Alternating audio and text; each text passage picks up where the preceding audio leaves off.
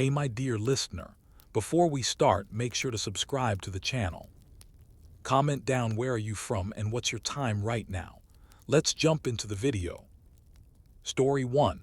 The Silent Scribes of Cluny, Ciphers in the Carolingian Renaissance. A quiet revolution begins. You're in the scriptorium of Cluny Abbey, deep in the Bourgogne countryside. It's the mid-10th century and the air smells faintly of candle wax and damp vellum. Rows of monks, heads bowed in sacred concentration, etch Latin letters by the flicker of flame. They speak no words. Silence is their vow and script is their voice. But not all writing here is what it seems. Cluny Abbey was more than just a religious house, it was a powerhouse of reform, record-keeping, and quiet rebellion.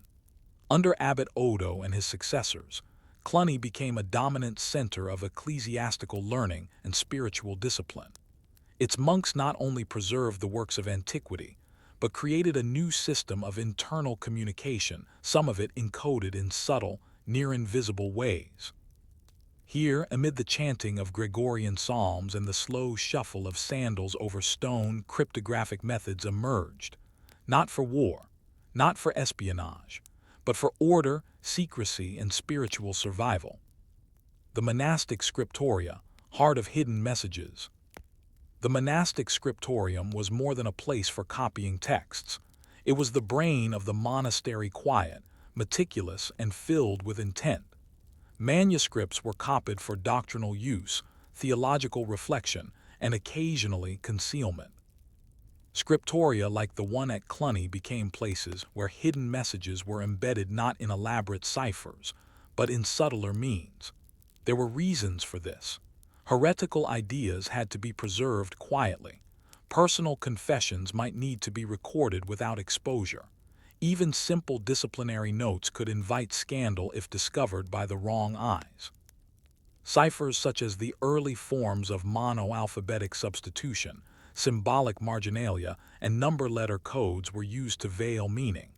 These weren't complex encryptions, but they didn't need to be. The audience was small, specific, and sworn to secrecy. The need for secrecy within silence. Monks at Cluny followed the rule of Saint Benedict, which emphasized humility, obedience, and above all silence. Communication had to evolve in ways that wouldn't violate the rule. Initially, this birthed a robust system of hand signals. Over time, these gestures expanded into something more profound, a culture of hidden meanings in nonverbal forms, including written ones. By the late 10th century, Cluniac monks had begun incorporating simple cryptographic devices into their manuscripts. One method involved using Greek letters substituted for Latin, a technique borrowed from earlier patristic texts. Another involved numerical annotations, where numbers referred to specific biblical verses or commentaries. The trained reader could decode a page of text using these notations to derive hidden instructions or theological points. Monks might write IHS, a Christogram, in a unique style or embed sacred names using acrostics. This wasn't deception, it was devotion under constraint. The Noti Cluniacenses, proto-ciphers in monastic use. Recent paleographical studies identify what some historians call the Noti Cluniacenses, a collection of marginal symbols, shorthand strokes, and substitution systems. These weren't military ciphers. They were a monk's quiet dissent, confession, or commentary hidden in plain sight. Hear how they worked. Symbol substitution. A single stroke or squiggle might indicate a missing phrase known to the initiated. Acrostic constructions. First letters of consecutive lines would spell out a hidden name or message. Numerical keys. A passage might have a side number, e.g., 12:3, seemingly a chapter reference but actually pointing to a verse or unrelated work. Textual palimpsests. Earlier texts were scraped and overwritten, but the original was faintly visible, revealing layers of meaning for those who knew how to read between the lines. The cultural context. Why hide anything? Cluny's reforms were spiritual, but they were also political. The monastery operated with autonomy, free from feudal oversight, and its abbots frequently clashed quietly with secular powers and rival monastic houses. Some ciphers concealed critiques of bishops or papal decisions. Others encoded private theological positions that leaned toward mysticism or bordered on heterodoxy. A particularly fascinating example is a marginal gloss in a 10th century Cluniac Psalter, which uses Tyrrhenian notes and early shorthand, combined with numeric substitutions to discuss a vision of divine judgment. The text appears devotional at a glance, but deeper study reveals a critique of contemporary ecclesiastical corruption, possibly aimed at a specific bishop. Such content, if made public, would have brought serious consequences, even excommunication. Tools of the trade, the materials of secrecy.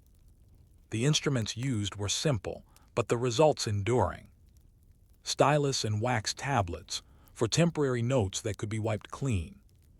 Parchment scraps, hidden between folios or inside bindings. Ink variations. Certain messages were written with fainter or differently composed ink, visible only in certain light. Binding secrets.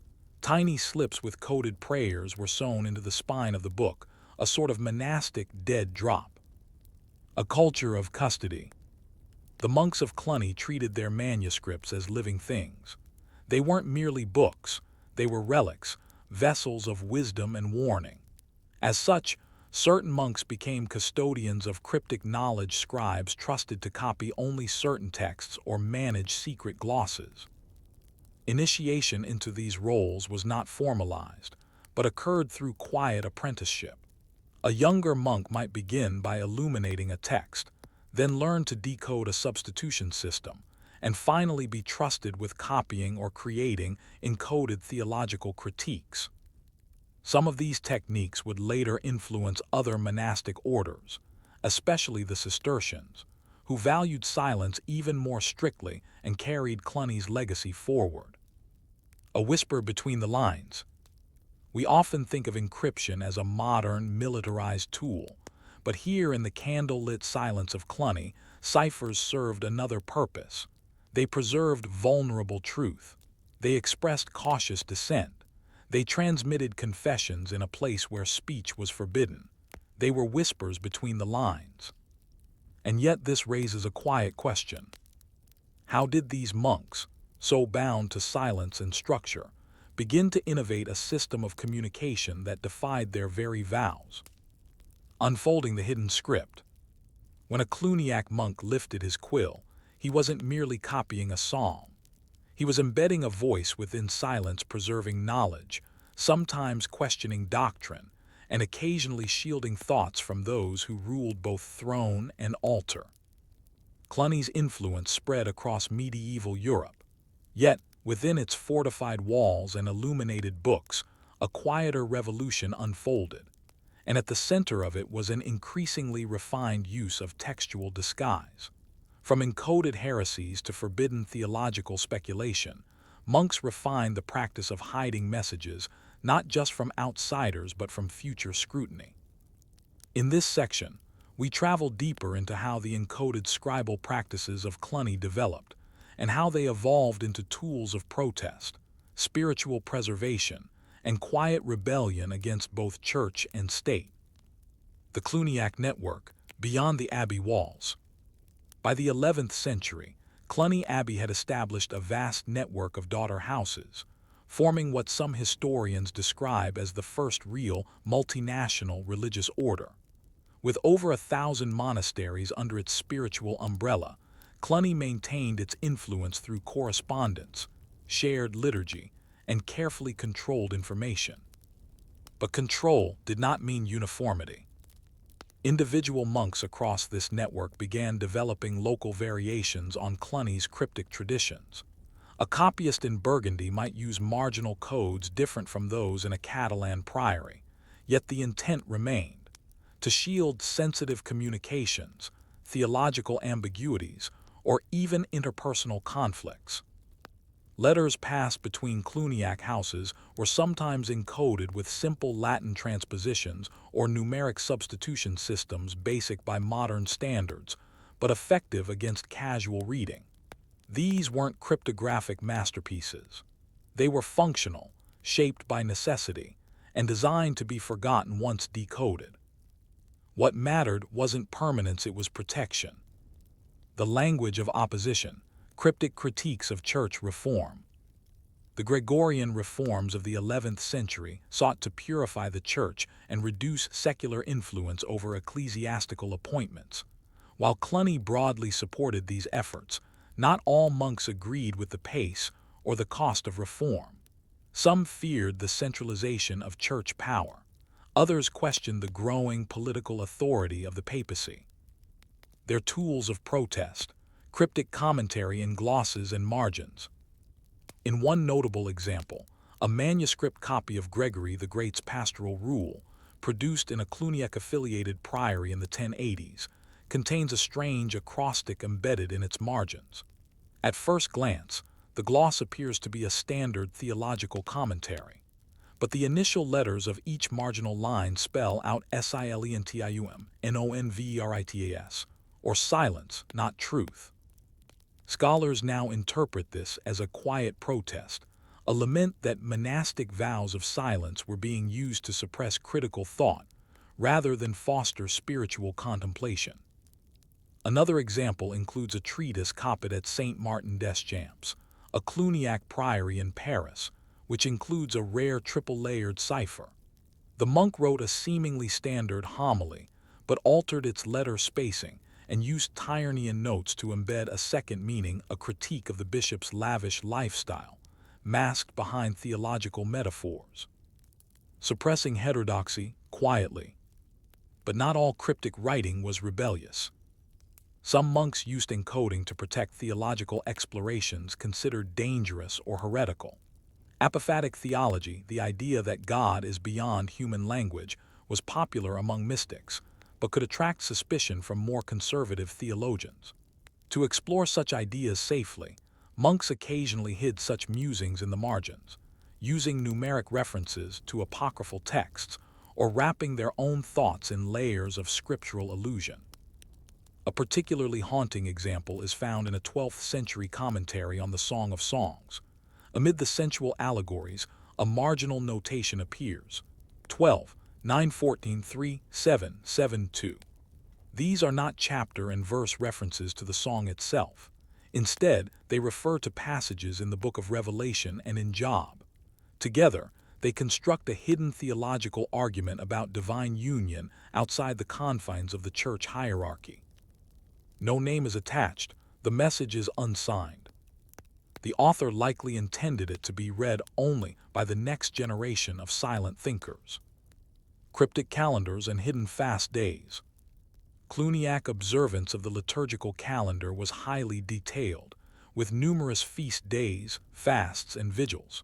However, some of these practices were highly localized and not always sanctioned by Rome. To avoid scrutiny, monks sometimes embedded liturgical modifications within their calendrical texts, using symbolic substitutions. A feast day that might be controversial, such as the commemoration of a local martyr with questionable canonization, could be marked by a glyph or decorative flourish understood only by insiders. These notations weren't always nefarious. Often, they were simply practical, but they illustrate the degree to which even the mundane details of monastic life were encoded in careful, quiet layers. The tools refined: ink chemistry and visual obfuscation. By the 11th and 12th centuries, scribes in Cluny and its affiliated houses began experimenting with subtle visual effects in their manuscripts. Some used iron gall ink mixed in slightly varying concentrations, creating text that appeared uniform in candlelight but revealed hidden contrasts under sunlight. Others employed rubrication using red ink to highlight initials or phrases strategically, marking not just headings, but concealed emphasis understood only by trained eyes. More obscure still were inkless writings. Using a stylus to press letters into parchment without pigment, monks could leave hidden impressions visible only when the parchment was tilted at the correct angle. These Drypunt inscriptions were difficult to detect and even harder to interpret without context. A remarkable manuscript from the Priory of La Charité-sur-Loire contains a passage in the book of Isaiah with a blank space roughly 2 lines long. Under raking light, pressed letters appear, a hidden psalm not found elsewhere in Cluniac liturgy, possibly a devotional addition or a secret act of spiritual resistance. Transmission of knowledge and its limits. These practices, while ingenious, depended on oral transmission. There were no cipher books or guides, just trained observation and careful imitation. A monk might spend years learning to interpret acrostics, symbolic markings, or stylistic anomalies. But what one generation knew could easily be lost with the next. Indeed, many cryptic systems fell into obscurity as reform movements, changes in monastic structure, or external conflict disrupted continuity. What remains today are fragments, marginalia whose meaning is unclear, symbols whose context has been erased, ciphers that cannot be cracked without the keys lost to time. One scholar of medieval cryptography remarked, "We know they were hiding something, we just don't always know what." The danger of discovery. Not all encoded writing remained safely hidden. In the early 12th century, a Cluniac manuscript found in the Abbey of La Trinité at Vendôme was intercepted by local ecclesiastical authorities. It contained a sermon attributed to a local monk with hidden messages in the margins possibly sympathetic to Cathar beliefs.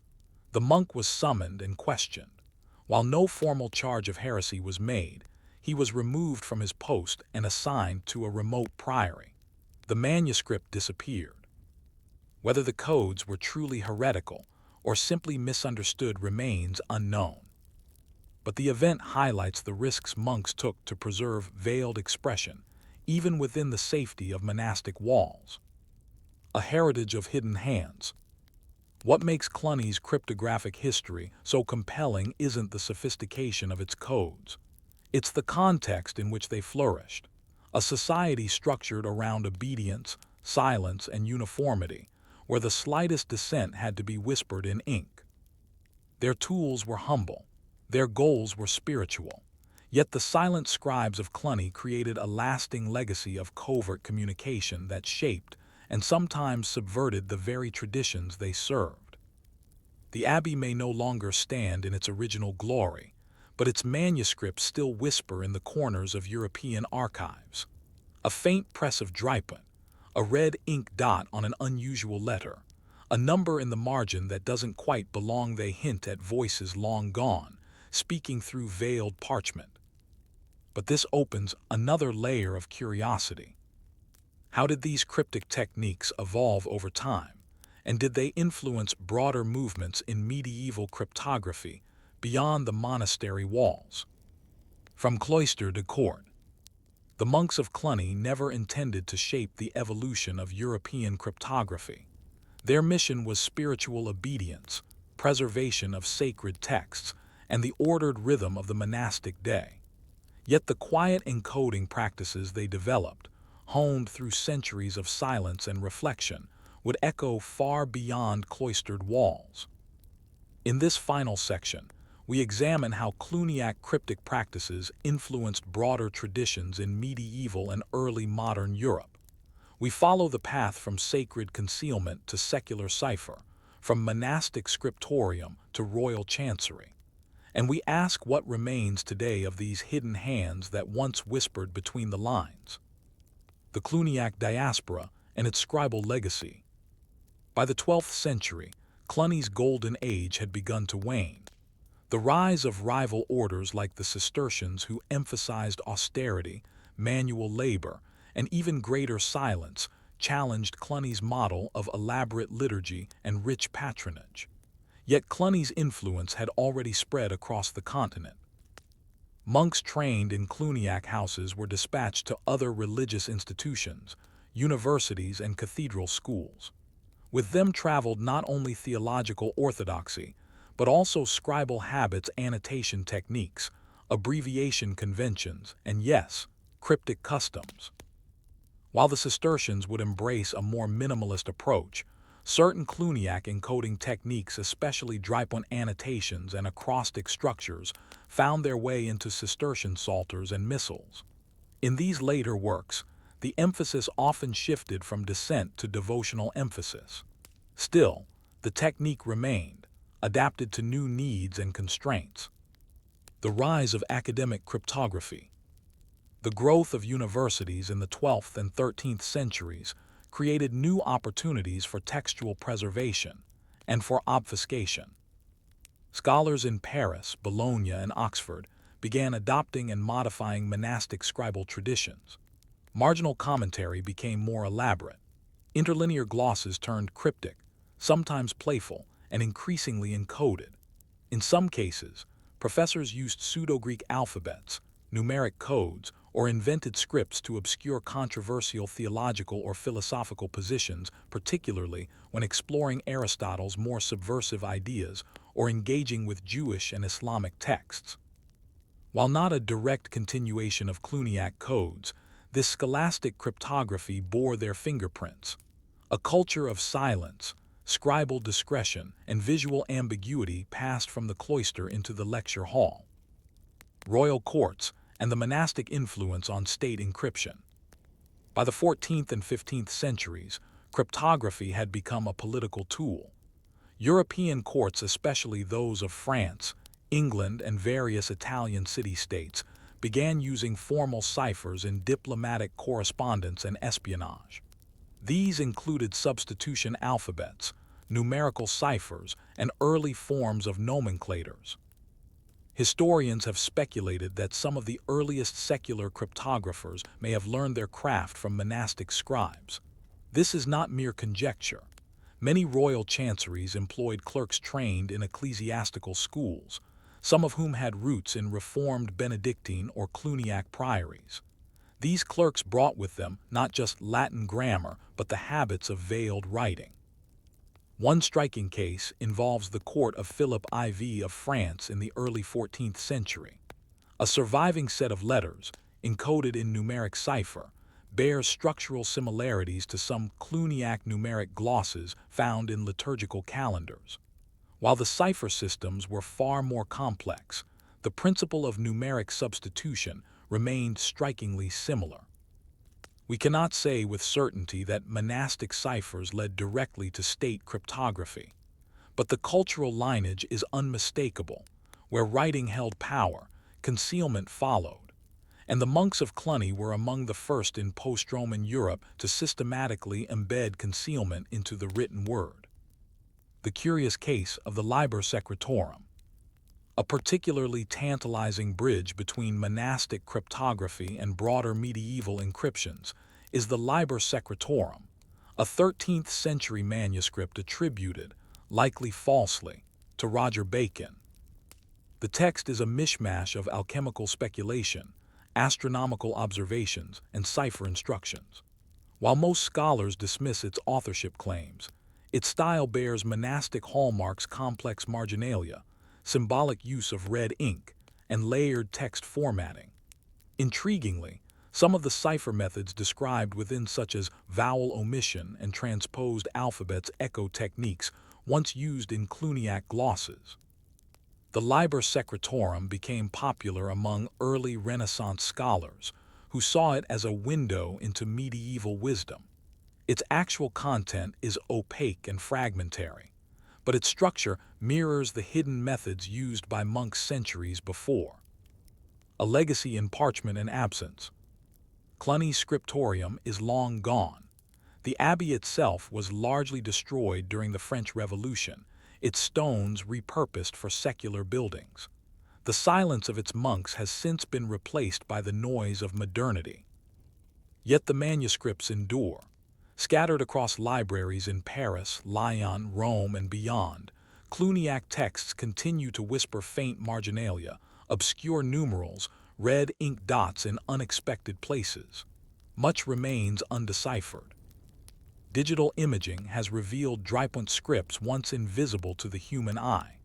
Scholars debate the meaning of certain glyphs, unsure whether they represent indexing systems, theological emphasis, or covert messages.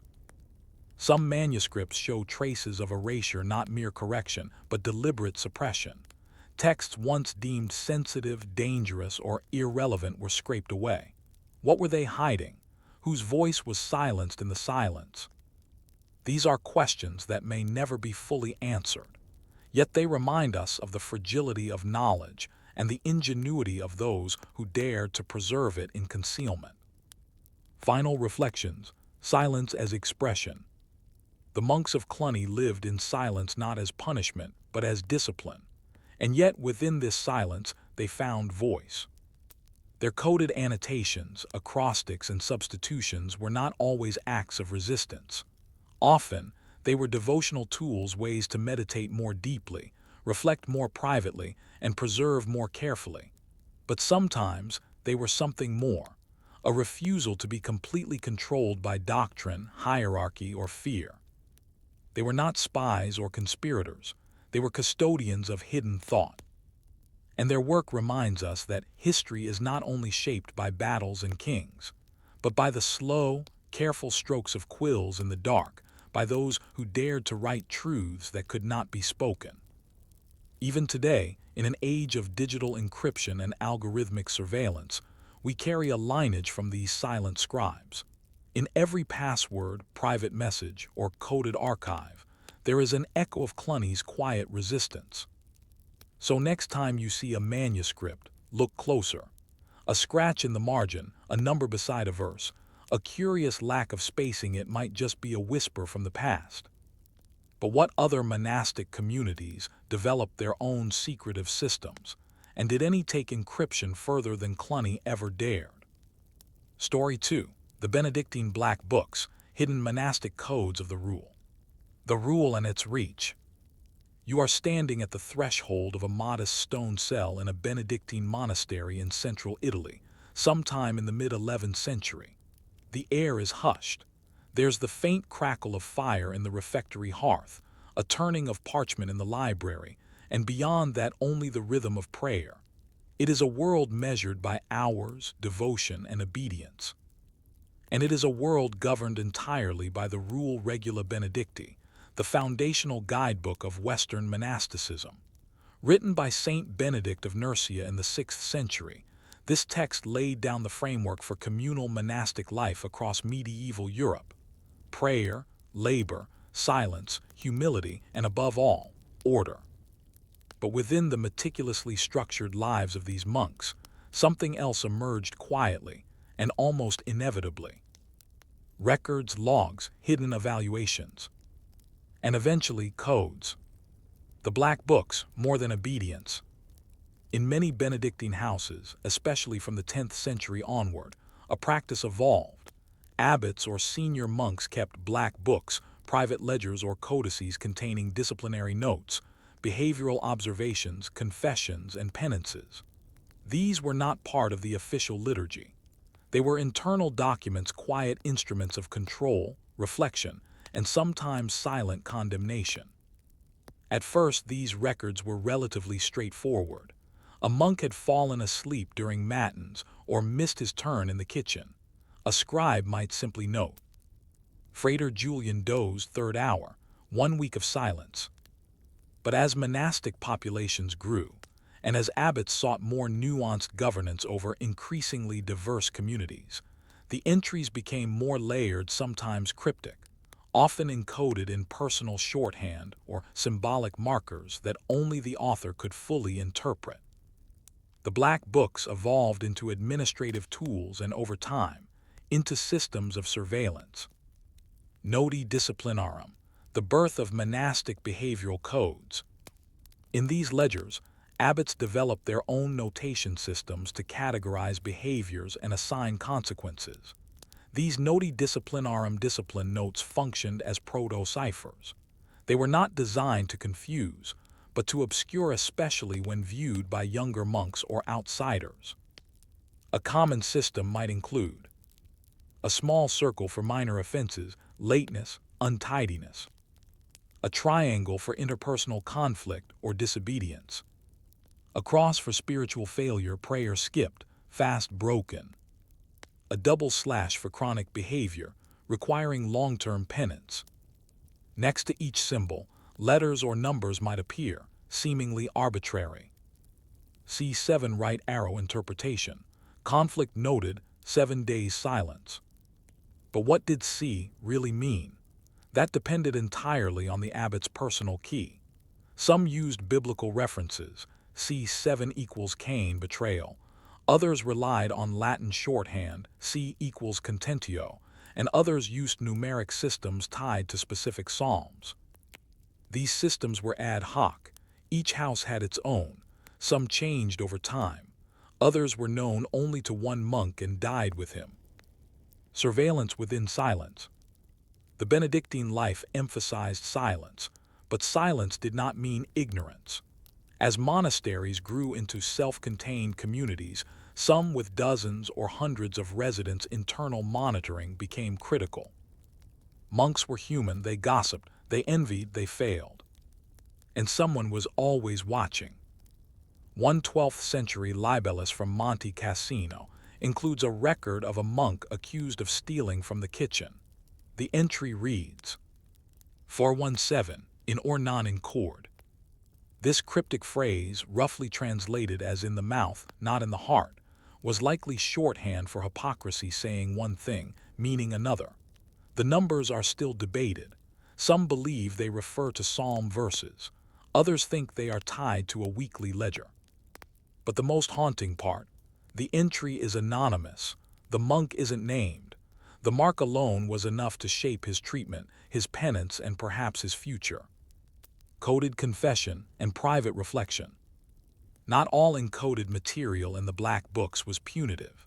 Many contained spiritual notes, coded prayers, personal reflections, or moral warnings that were never meant to be public. A monk might use numeric substitution to record his confessions. 17:9-23 again. Later analysis showed this to correspond to the Latin alphabet. 17 equals Q. 9 equals I. 23 equals W. The word QIW meaningless at first glance, but in the margins another entry noted, Quia itrum veni, because I came again. It's likely a reference to a repeated sin, perhaps gluttony or sloth. The monk encoded it, confessed it, and tucked it away, not for secrecy, but for privacy in a world where silence did not always protect thoughts. In some manuscripts, entire prayers are encoded using simple letter replacement systems. A becomes Z, B becomes Y, and so on, a form of the Atbash cipher known since antiquity but repurposed here for monastic devotion. External threats, internal secrecy. In times of political unrest or ecclesiastical tension, monasteries became vulnerable to intrusion by bishops, inquisitors, or even armies. In these moments, black books became both risk and refuge. An abbot might hide controversial information about finances, external alliances, or dissenting theological positions within layers of obfuscation.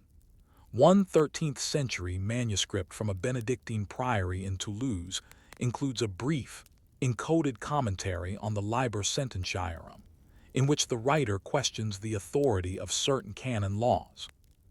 The text uses a mix of tyranny and shorthand and numeric substitution. Decoded, it reads, Law is not mercy, mercy is not fear, the Church has forgotten both. The rest of the manuscript is ordinary, even mundane. But this single line, hidden and encoded, suggests a quiet intellectual rebellion, a monk wrestling with the tensions between discipline and grace. Hidden scribes, forgotten systems. Over centuries, many of these cryptic note systems faded. The black books were often destroyed upon the death of an abbot or the dissolution of a house. Others were recopied into clean, administrative records, stripped of their marks and meanings. Today, very few survive intact. One preserved example rests in the Biblioteca Medicia Lorenziana in Florence, a slender codex, nearly 300 pages, filled with tiny annotations, symbols, and abbreviations. It is a puzzle no one has fully solved. Every few pages, a new cipher appears. There is no consistent key. The Codex seems designed not for continuity but for solitude, a record made by one man for himself against the pressure of eternal scrutiny. When the rule becomes the cave. Saint Benedict's rule was designed to foster community, humility, and discipline. And yet, by the High Middle Ages, it had birthed a complex surveillance culture, one where silence bred documentation, and obedience required constant observation. The Black Books are not necessarily sinister. They are careful, often compassionate records of spiritual struggle. But they also remind us that even the holiest communities are shaped by fear of failure, of temptation, of judgment. The codes these monks created weren't always meant to deceive. Often they were shields, shields against shame, shields against misinterpretation, shields against power. But they also became tools of power themselves. So we are left to ask, what happens when a life of discipline becomes a life of secrecy, and does silence truly protect the soul? Behind the chapter house door. The daily life of a Benedictine monk was not a private affair. His presence, habits, posture, punctuality, and even facial expression were subject to review. This review did not occur in whispered gossip, but within the austere, echoing walls of the chapter house. It was here each morning after prime that the community assembled for public readings of the rule and, more pointedly, to confront infractions. A monk might stand, trembling, as an abbot recited his errors aloud. But how did the abbot remember every infraction, every lateness, every sidelong glance? He read from the Black Book. And within that ledger, pages inked with shorthand marks, half-sentences, and personalized glyphs, lay a living document of discipline, a paper manifestation of the monastery's silent eye. But as these systems matured, they did not only record faults. They began to shape behavior, reinforce hierarchies, and eventually influence monastic governance on a scale larger than any one house. Codifying the unspoken. Many surviving Libri Disciplinarum books of discipline from the Benedictine world show a fascinating shift around the 12th century. What were once informal notes gradually became institutionalized templates. Marginal comments turned into standardized rubrics. Symbolic notations gave way to ranked classifications of behavior. An early example from the Abbey of Saint Benoit-sur-Loire uses letters to signify gravity of offenses. M for minor, lateness, distraction during work. G for grave, disobedience, quarrels. S for spiritual failure, neglecting prayer, inappropriate fasting. Next to each, a number indicated recurrence. G3 meant the monk had exhibited a grave offense 3 times. Some books even included forecast notations, probable future behavior based on trends. These included M equals likely to repeat a minor offense. Up arrow G equals escalating grave behavior. Equals no improvement over time. In effect, this was medieval behavioral analytics, crude but impactful. The Black Book was no longer a passive record. It was a tool of prediction and therefore power. Behavioral cartography, mapping morality. In some larger abbeys, Cluny among them, the Black Book evolved into a kind of spiritual cartography. Certain houses began organizing behavioral notes into visual grids or symbolic trees that showed patterns, which monks struggled with sloth, who were prone to conflict, which novices failed to adapt to silence.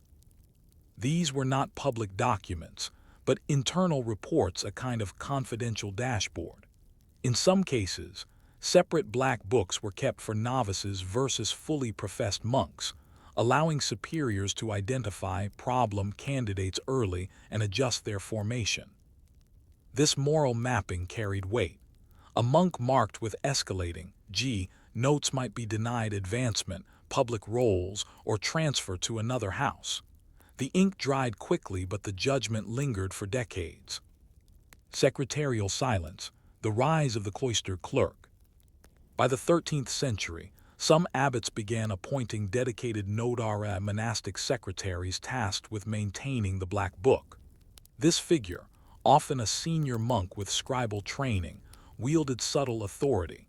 He was present at confessions, at chapter meetings, and during nocturnal observations of behavior. His pen was both impartial and all-seeing. The notarius developed his own code, sometimes unique to the house, often evolving during his tenure.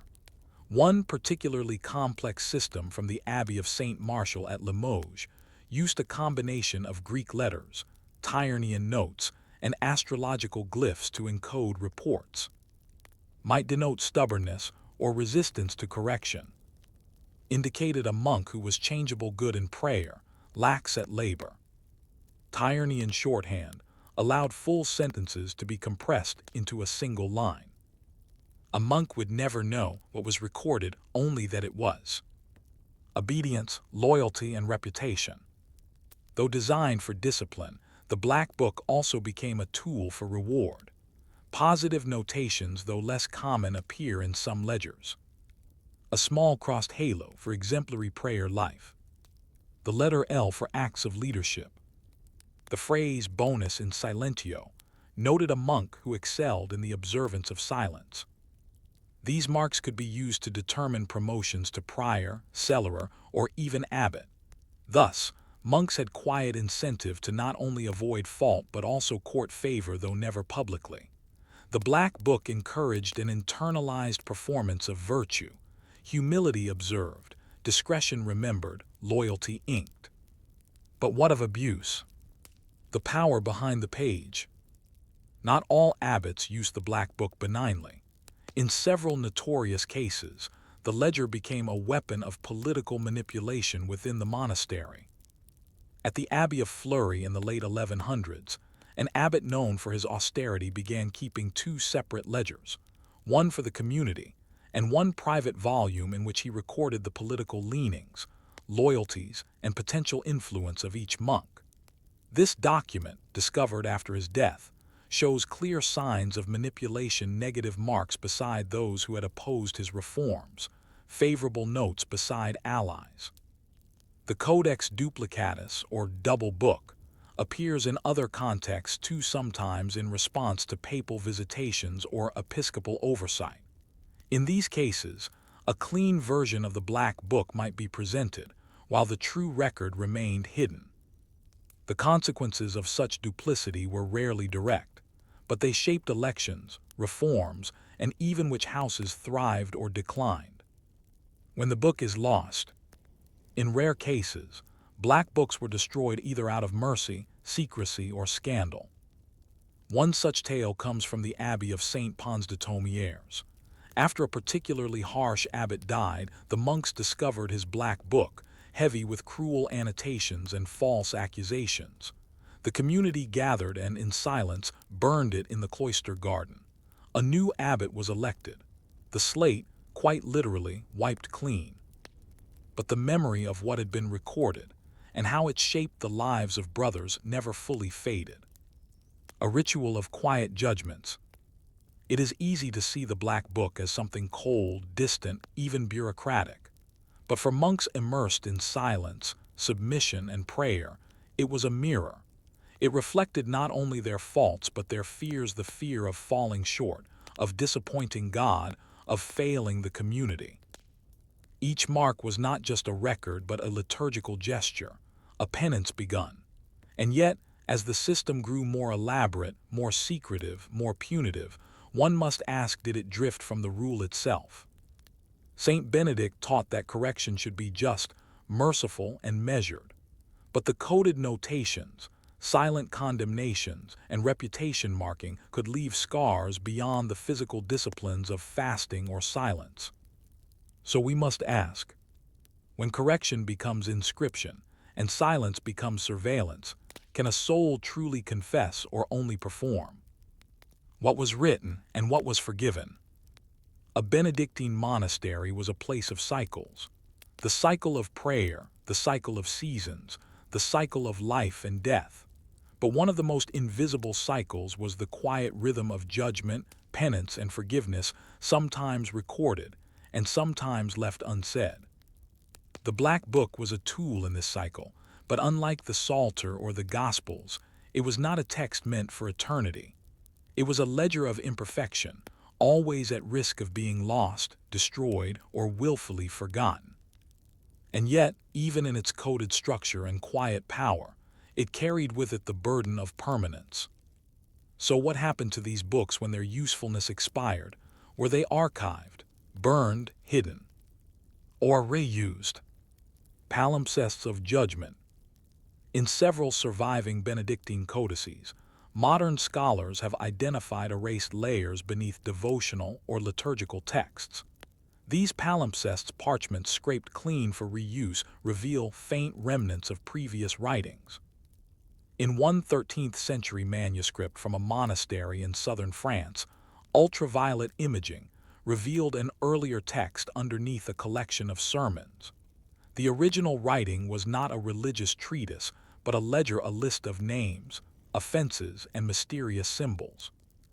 Careful reconstruction suggested it was a black book repurposed, perhaps by a later generation hoping to cover or redeem the disciplinary past. But not everything can be fully erased, the parchment remembered. In such examples, the erased black book becomes a theological artifact, raising difficult questions about the permanence of judgment and the nature of forgiveness in institutional religion. Is it mercy to erase a record, or does the act of erasure deny the spiritual labor of confession? Codes of compassion. While the dominant image of the Black Book is one of surveillance and power, some monasteries use the record not as punishment, but as pastoral care. A fascinating example comes from the Abbey of St. Gall in the 11th century. Here, the Liber Corruptorium not only noted infractions, but also tracked a monk's response over time. In addition to marks for failure, it included comments like, Frater Hugo admitted his fault, tears observed, zeal in next week's prayers. Joannes made restitution before correction issued. In this context, the Black Book functioned less like a court document and more like a confessor's diary. Monks could be followed in their growth, not merely judged for their failures. Some abbots even noted spiritual gifts, musical talent, gentle teaching, exemplary fasting. These notations were not public praise but reminders for the leadership, quiet affirmations recorded with the same gravity as fault. The threat of external eyes. Despite being internal records, Black Books occasionally attracted the attention of outsiders, especially bishops and inquisitors. During visitations, some abbeys were required to produce records of discipline. In other cases, inquisitors sought documentation of doctrinal nonconformity. Monks had to tread carefully, too transparent, and they risked exposing spiritual experimentation, too secretive, and they risked suspicion. One 14th century record from northern Italy describes how monks at a small Benedictine priory buried their Black Book beneath the chapel floor before a Dominican inquisitor arrived.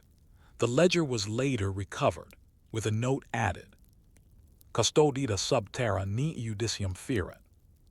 Kept beneath the earth, lest judgment be made. This phrase captures the double-edged nature of monastic writing, a desire to document, and a fear of what that documentation could become in the wrong hands. The Book of the Dead. In some Benedictine communities, a monk's death was the only occasion on which his entire record was reviewed. Upon death, the abbot might read the deceased's notations quietly, alone, and determine what parts to share during the funeral. In many cases, faults were simply left unmentioned.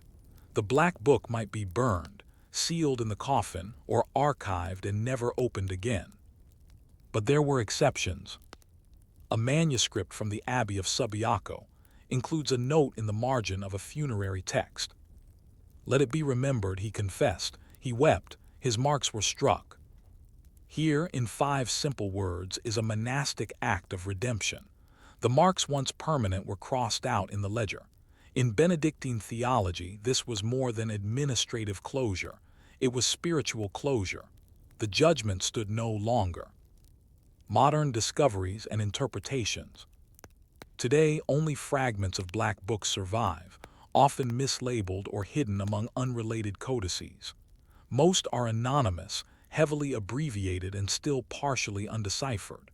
Their symbols vary, their keys are lost, and their context has faded.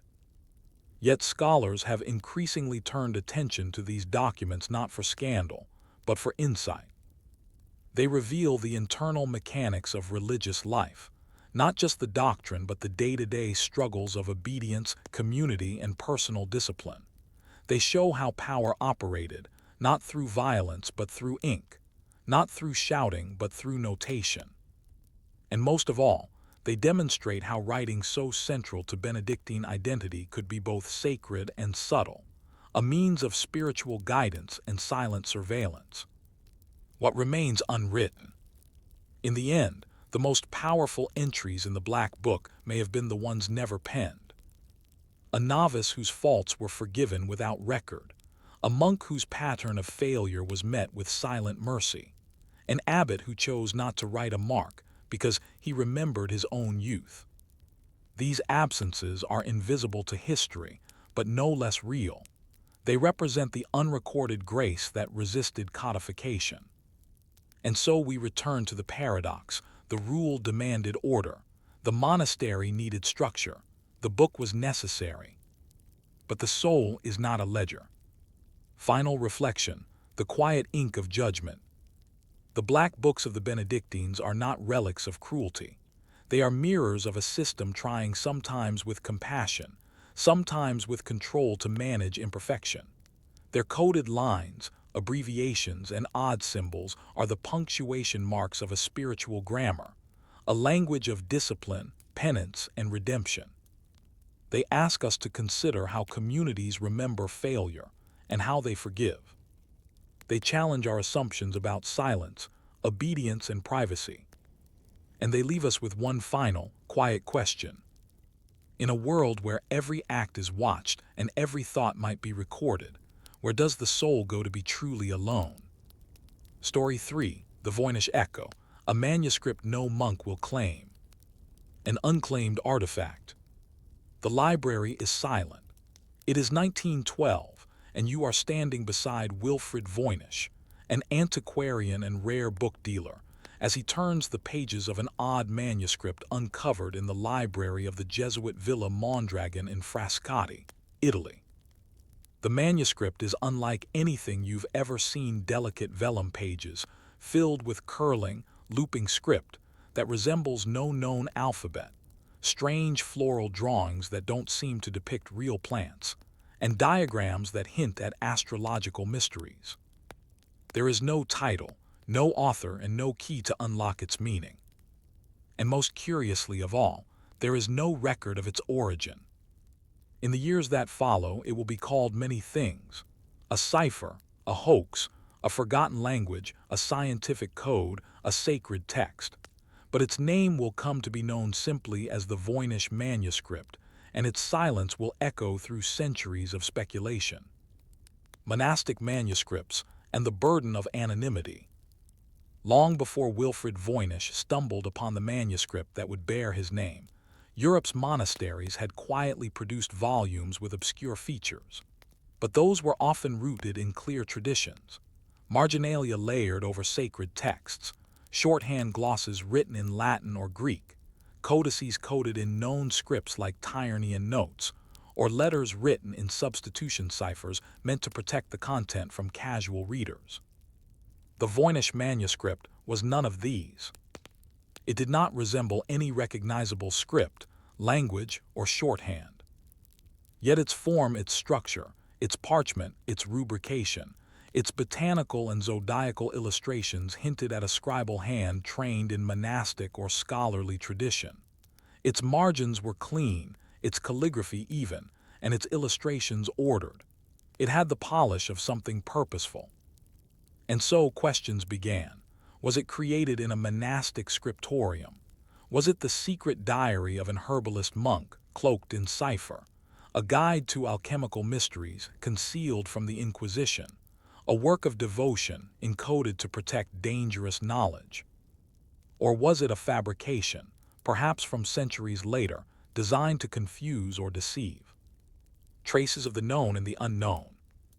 The structure of the Voynich manuscript suggests a deliberate organization. Scholars now typically break it into 5 main sections based on content. Herbal pages filled with plant drawings, each with accompanying script. Astronomical featuring star charts, sun-moon symbols, and zodiac imagery. Biological, with diagrams of female figures, baths, and what appear to be vessels of water. Pharmaceutical, showing jars, roots, and components of remedies. Recipes, dozens of short paragraphs, each marked with a star or bullet. It mimics the layout of known medieval scientific or medical manuscripts, many of which originated in monastic settings, where monks copied medical knowledge alongside religious texts. But none of the Voynich illustrations match known plant species. The diagrams remain unlinked to any verified astronomical systems, and the script, now known as Voynichese, does not correspond to any language, ancient or modern. And yet, the page layout, the line spacing, the careful ruling, it is all consistent with the scribal standards of the 14th or 15th centuries. Someone took care to write this well. But who? Radiocarbon dating and the cloistered clock. In 2009, a new clue emerged. Using radiocarbon analysis, researchers at the University of Arizona dated the vellum of the Voynich manuscript to the early 15th century, between 1404 and 1438. This placed the manuscript squarely within the late medieval period, a time when monastic scriptoria were still active, but beginning to decline in the face of rising universities and secular scholarship. Some scholars suggested the manuscript may have come from a Carthusian or Benedictine monastery orders known for strict silence and cloistered discipline. Others proposed it might have been created in a medical school, such as at Salerno or Montpellier, where herbal and anatomical texts were regularly produced. Still others believed the script was invented not to conceal heresy or medicine, but to encode esoteric knowledge, perhaps alchemical, perhaps spiritual. But every theory faces the same barrier, the lack of attribution. Most medieval manuscripts include some signature, however humble, of the scribe, the patron, or the institution of origin. Even monastic books made under vow of humility left subtle marks of origin. Marginal notes, calendar references, identifiable saint feasts, or regional dialects in Latin. The Voynich manuscript contains none of these. No colophon, no name, no date, no marginalia in another hand, no erasures, no indexing. It is monastic in form, but almost aggressively anonymous. The Roger Bacon theory. In the early 20th century, speculation bloomed that the Voynich manuscript might be the work of Roger Bacon, the 13th century English Franciscan friar and proto-scientist. Bacon was known for his interest in optics, alchemy, and linguistic experimentation. A ciphered manuscript filled with plants, stars, and coded writing seemed plausible as part of his legacy. Voynich himself believed this theory and publicized it widely. But the theory faltered under scrutiny. Radiocarbon dating placed the vellum 2 centuries after Bacon's death. Handwriting experts found no link to Baconian scripts. Linguistic analyses found no correlation with known medieval ciphers or shorthand Bacon used. Still, the association lingered. It opened the door to the idea that the manuscript could be pseudo-monastic, that is, mimicking the visual and material culture of monasteries, without actually originating from one. Could the Voynich manuscript have been a carefully crafted imitation, or a spiritual hoax? An act of hidden devotion?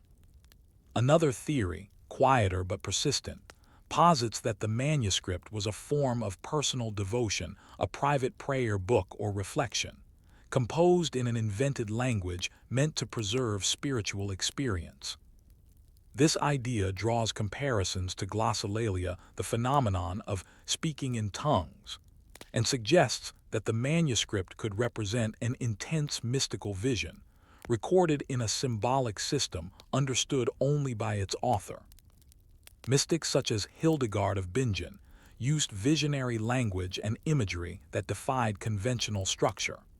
Others composed personal alphabets to record revelations.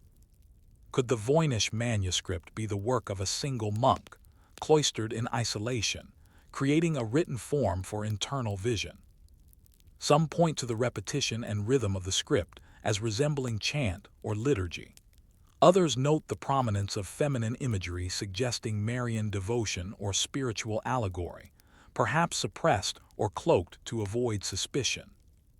A cipher without a key. To date, no one has cracked the code.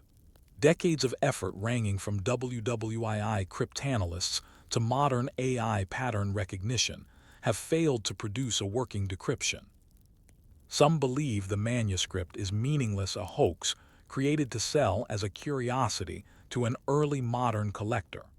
Others insist it follows statistical patterns too consistent to be gibberish. And still others argue that the code is so personal, so unique, that no key will ever be found because it existed only in the mind of its creator. Between fact and silence, the Voynich manuscript is not an ordinary historical puzzle. It sits at the intersection of multiple disciplines: botany, cryptography, linguistics, art history, and codicology. It reflects the aesthetics of monastic Europe while stubbornly defying every attempt to pin it to a specific place or purpose.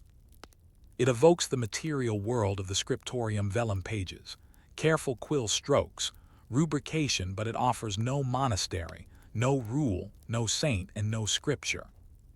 It feels monastic, but it is, in every way that matters, unclaimed. And so we must ask, if no monk ever signed his name to it, and no scriptorium ever recorded it, can the Voynich manuscript still be considered a relic of monastic secrecy, or is it something else entirely? A book without a home. Every known manuscript has a path, one that can usually be traced, however faintly, from the hands of the scribe to the shelves of collectors, libraries, or religious orders. But the Voynich manuscript is a thing adrift, unanchored from that historical continuity. From the moment it entered public awareness in the 20th century, scholars, cryptologists, and conspiracy theorists alike have attempted to place it, to locate its author, its language, its purpose, and crucially, to find its point of origin. If not a monk, who? If not a monastery, where? The Rudolf II connection. One of the earliest and most persistent threads in the manuscript's speculative timeline is its possible connection to Rudolf II, the Holy Roman Emperor in Prague during the late 16th century. Rudolf was known for his patronage of esoteric thinkers, alchemists, and natural philosophers. He collected oddities, rare books, and manuscripts on the fringes of knowledge. In a letter dated 1666, found tucked inside the Voynich manuscript, a man named Johannes Marcus Mars writes to the Jesuit scholar Athanasius Kircher, enclosing the manuscript and stating, "The book once belonged to Emperor Rudolf, who paid 600 ducats for it." If true, this would place the manuscript in Prague in the late 1500s, over a century after the vellum was created.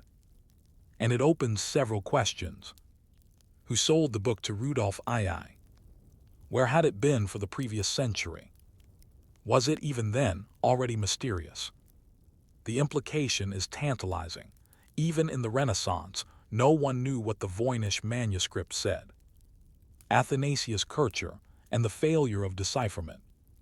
Athanasius Kircher, the Jesuit polymath known for his work on Egyptian hieroglyphs and eventual failure to decode them, was one of the first major figures asked to attempt translation. Marseille hoped Kircher could apply his linguistic knowledge to the Voynich script. Kircher never cracked it. In fact, no response to Marseille's letter regarding the manuscript has ever been found. though Kircher's surviving correspondence hints at other manuscripts in unknown alphabets being sent to him. Why no answer? Did Kircher believe it was meaningless? Did he attempt and fail to decrypt it? Or did he, trained in codes, ciphers, and Catholic mysticism, suspect it was best left unread? We may never know. The forgery hypothesis. Not everyone believes the manuscript is as old or as authentic as the parchment suggests. One of the more grounded skeptical theories is that the Voynich manuscript was created in the late 16th or early 17th century as a forgery, designed to appear older than it was. This theory holds that the manuscript may have been created using older blank parchment, which would explain the radiocarbon dating, by a Renaissance scholar or charlatan hoping to sell it to a wealthy collector like Rudolf II. Supporting this theory, no known language has ever matched Voynich's. No known cipher has decoded it. The illustrations mix European, Arabic, and even Aztec-like features, an unusual and eclectic blend. But forging such a volume would have taken years. The manuscript includes over 200 pages, written in a highly consistent, flowing hand, with regular statistical patterns in the text. Modern experts in forgery point out that maintaining such consistency for a fraudulent purpose would be a monumental, unnecessary effort. So if it's a fake, why make it so elaborate? And if it's real, why is it so opaque? The constructed language theory. In the early 2000s, linguists began proposing that the manuscript might represent a constructed language, or conlang, invented by a single person or small group. This idea draws on the rise of philosophical languages during the late medieval and Renaissance periods.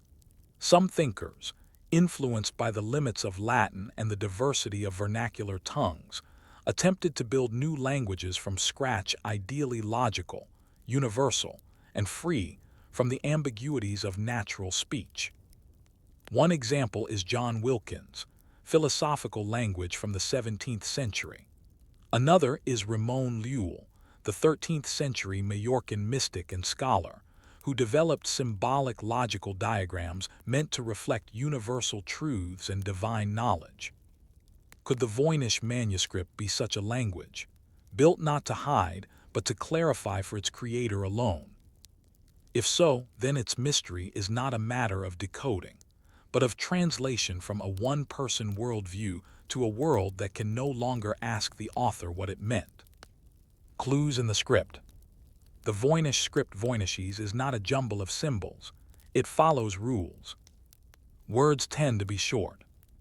Certain characters cluster at the beginning or end of words. The distribution of word frequency mirrors natural languages. Paragraphs and sections show topic coherence, even without translation. This has led some to believe that the text represents a natural language, transcribed in a ciphered or unknown alphabet. And yet, unlike known medieval ciphers, it does not resemble Latin abbreviations, Greek substitutions, Hebrew transliterations, or any known medieval shorthand. One notable absence: no punctuation, no clear headings, and no numerals. These features, present in even the most primitive medieval texts, are conspicuously missing. Unless, of course, the script represents something other than text: music, ritual, movement, or a meditative act. The solitary scribe. One of the most compelling elements of the Voynich manuscript is the handwriting itself. Across its hundreds of pages, the text appears to be written in a single hand with consistent letter formation, pressure, and layout. This suggests that it was the work of one person, not a team. Who would undertake such a project, and why? Some propose that the scribe may have been mentally ill, using the act of writing as a private ritual. Others suggest a monk or scholar attempting to develop a personal system of knowledge, perhaps after experiencing a mystical or visionary episode. Still others believe it was a lonely attempt at preservation, a language from a dying culture, transcribed by its last speaker.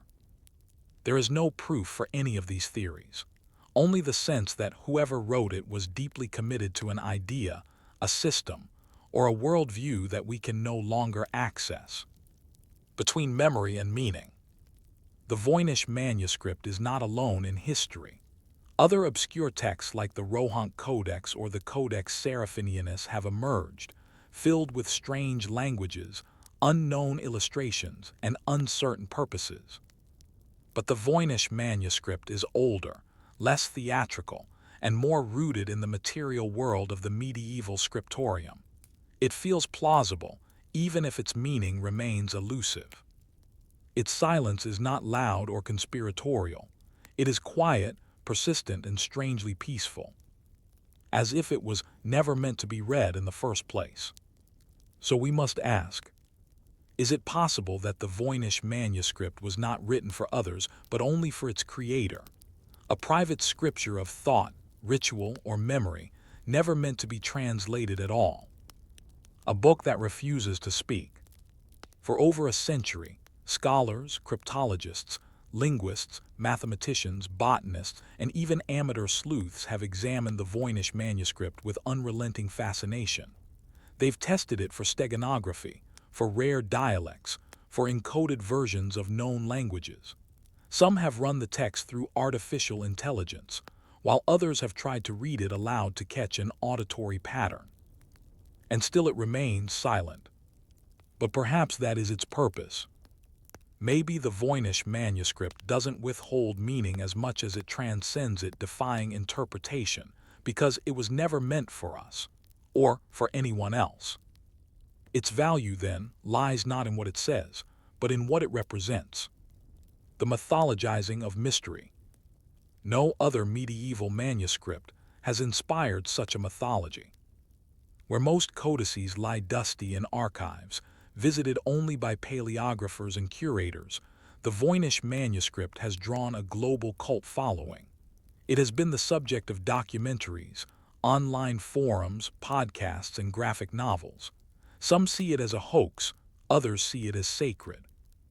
It is strange, perhaps, that the manuscript's incomprehensibility is what gives it enduring life. We cannot forget what we cannot understand. And so it remains relevant not because of its content, but because of its resistance to content. It invites every reader to project, to imagine, to question.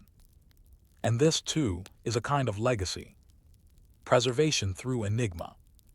Ironically, the very thing that made the Voynich manuscript indecipherable may be what preserved it. Had it been an ordinary herbal text, it might have been discarded or repurposed. Had it been an alchemical treatise in known Latin, it might have been copied and then lost among thousands of others.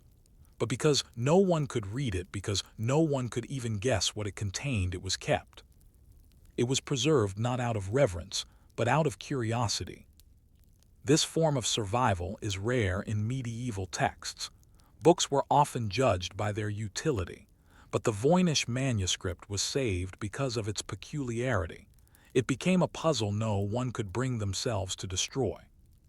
Even the Jesuits who sold it to Wilfrid Voynich centuries after it first surfaced in the court of Rudolf II kept it shelved for generations, despite having no use for it. Mystery, it seems, is a kind of immunity, a liturgy of one. If the manuscript was the creation of a single hand, and all evidence seems to point in that direction, then it may be the most sustained solo writing project of the medieval period. Consider the time required. Over 200 pages, all on vellum, expensive and difficult to acquire. A consistent script, meticulously written. Hundreds of illustrations, including layered diagrams and botanical renderings. Structured content sections, laid out with editorial foresight. This was not the product of whimsy, it was a vocation.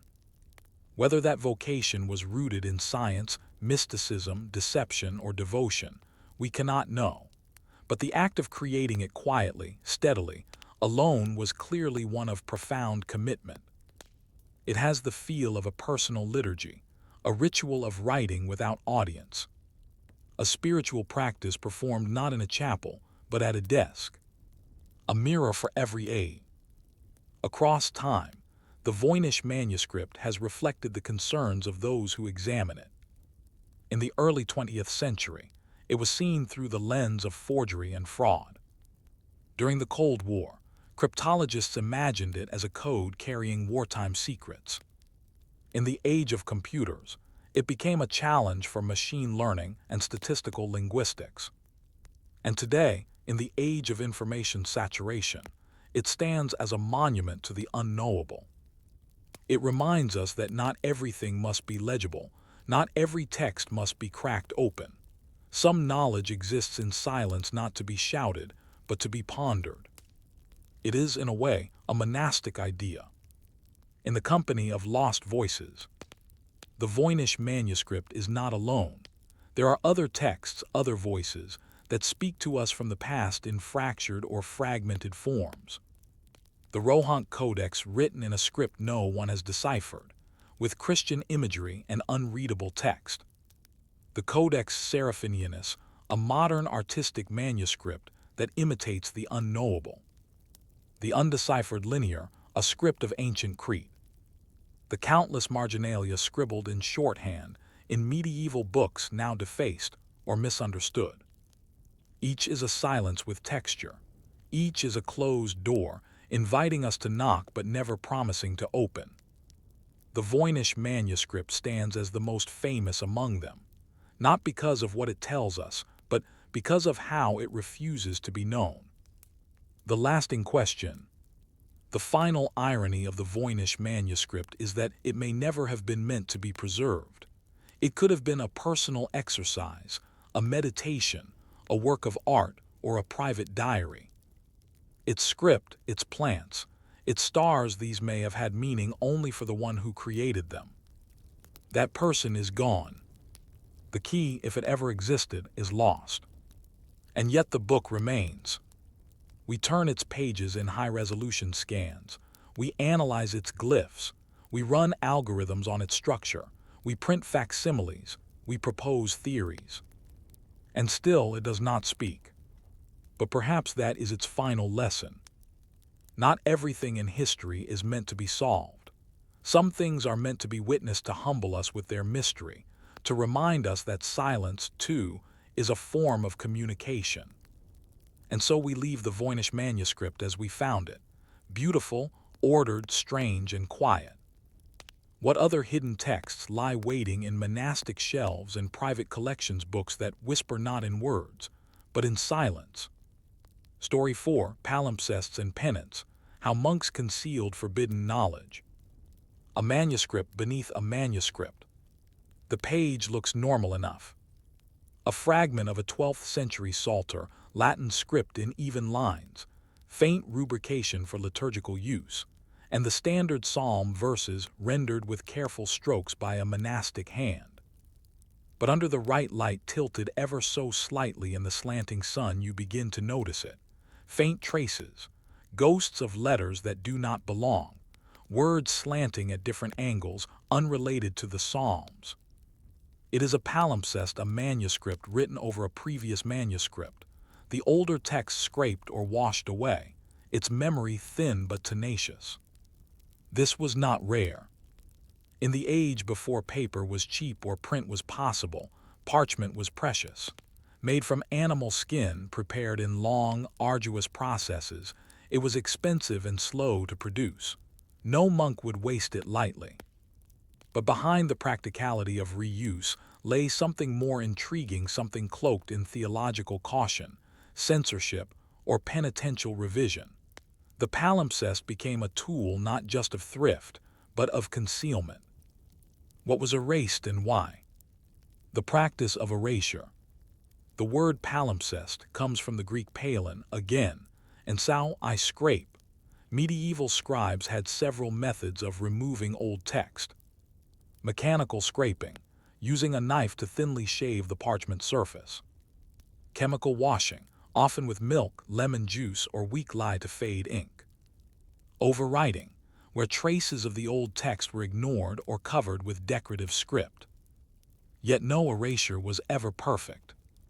Even in the Middle Ages, scholars could occasionally make out the older writing, leading some monks to lament that the past cannot be fully blotted. And sometimes that was the point. Layers of theology and power. At first, palimpsests were mainly practical. A damaged or outdated manuscript could be cleaned and reused for copying new liturgical texts or standard theological treatises. But by the 9th and 10th centuries, as the Church consolidated doctrine and enforced orthodoxy, erasure took on a more ideological dimension. Manuscripts containing now unwelcome material, apocryphal gospels, heretical commentaries, outdated monastic rules, or even pagan philosophy were repurposed. Rather than burn the parchment, a waste, monks simply rewrote over it. The resulting manuscripts were often psalters, gospels, or sermons. What better way to erase error than to replace it with scripture? But the ghostly traces remained. Even in their overwriting, these manuscripts bore witness to dissent. The hidden apocrypha. A particularly rich example is the Codex Ephremi Rescriptus, held today in the Bibliothèque Nationale de France. The visible text is a collection of Greek sermons by the church father Ephraim the Syrian. But underneath, a 5th century Greek Bible, partially preserved, an earlier version than any others in existence. It was overwritten in the 12th century, likely by monks who did not recognize the biblical value of the underlying text. Why? Perhaps the original text had been deemed unreliable. Perhaps it contained unorthodox readings. Perhaps it was simply damaged or no longer legible enough to serve its function. And yet, it survived not because anyone preserved it intentionally, but because someone needed the parchment. Accidental preservation, intentional erasure. Censored saints and silenced heresies. Palimpsests weren't always doctrinal. Sometimes they were political. In a priory in central Italy, a 10th century rule of Saint Benedict was found overwritten atop a martyrology, a calendar of saints and feast days. Most entries matched known observances, but a few lines beneath the overwriting referenced local saints who were never canonized, or who had become politically inconvenient after church reforms. These saints were associated with regional movements, lay cults, or monastic patrons who had since fallen from grace. The decision to erase them may not have been a theological one, it may have been strategic, intended to bring the priory back in line with mainstream orthodoxy. And so, an entire generation of local devotion was erased, line by line, with the rule laid over it like a curtain. Whispered knowledge and scholarly risk. Not all overwritten texts were heretical or politically charged. Some were simply dangerous to know. Medical texts, for instance, were frequently overwritten. In monastic Europe, certain kinds of healing knowledge, especially involving herbs, women's health, or astrology, carried suspicion. While monks were often caregivers, they were also under the watchful eye of church authorities. Some scribes chose to preserve this knowledge in secret. In one Benedictine manuscript from the 11th century, faint traces of a herbal treatise appear beneath a copy of Gregory the Great's Dialogues. The visible text is pious. The hidden one references a potion made from henbane, valerian, and rue plants associated with early folk medicine and, later, witchcraft. Was the herbal overwritten because it was forbidden, or simply because it had fallen out of favor? Perhaps no one was trying to hide it at all, until we began to read between the lines. Signs of deliberate concealment. Some palimpsests hint not at passive reuse, but intentional secrecy. A small number of manuscripts appear to have been partially erased, with only key phrases scraped clean, leaving much of the older text intact but obscured. In one 12th century example, preserved in a priory near Cologne, the overwritten text consists of a homily on Mary Magdalene. Beneath it, barely visible, are passages from a Gnostic gospel, the Gospel of Mary, long banned by the Church. Who copied it originally, And why was only part of it erased?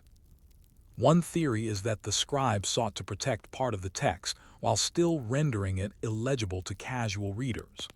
Another is that the erasure was interrupted perhaps by a change of leadership or a shift in political climate. In any case, what survives is a tension on the page, the accepted layered over the forbidden, both present in uneasy coexistence. A theology of erasure. In monastic thought, the act of scraping a manuscript had metaphorical resonance. It mirrored confession, the cleansing of the soul, the wiping clean of past sins. One 10th century abbot, writing to a fellow scribe, referred to his act of overwriting a faulty text as disciplining the page, that it may carry more faithful words. But that discipline often masked deeper anxieties, about orthodoxy, about survival, about the fine line between memory and heresy. What was erased was not always wrong. Sometimes it was simply too much, too risky, too tied to a patron no longer in favor, too speculative for the rigid bounds of accepted theology. The palimpsest became not just a technical artifact, but a spiritual landscape where the erased still whispered beneath the written. Reading the ghosts. Today, with the help of multispectral imaging, scholars are uncovering these layers. What once required careful eyes and candlelight now emerges in vivid contrast through digital enhancement. Ghost texts reveal themselves line by line: Gnostic gospels, pagan philosophy, early legal codes, scientific treatises once thought lost. Ironically, the act of overwriting may have preserved these works better than conscious copying. A parchment used twice is more likely to survive. Its very reuse becomes a safeguard against destruction. And so the texts rise again not as dogma but as echoes. They remind us that history is never wholly erased. It lingers, faint and persistent, beneath our clean surfaces. Final reflection: the eraser's dilemma. In every palimpsest there is a question: what was so important that it had to be erased? And what was so compelling that it still survives? The monks who scraped their parchment were not simply editors. They were curators of what could be remembered and what could not. But the page never forgets. It bears the scar. It holds the shadow. It offers, if only faintly, the voice that once filled its surface. And so we ask, if the past can never truly be erased, how do we choose what to write over it and what to leave visible beneath the ink? Between the lines, a second life.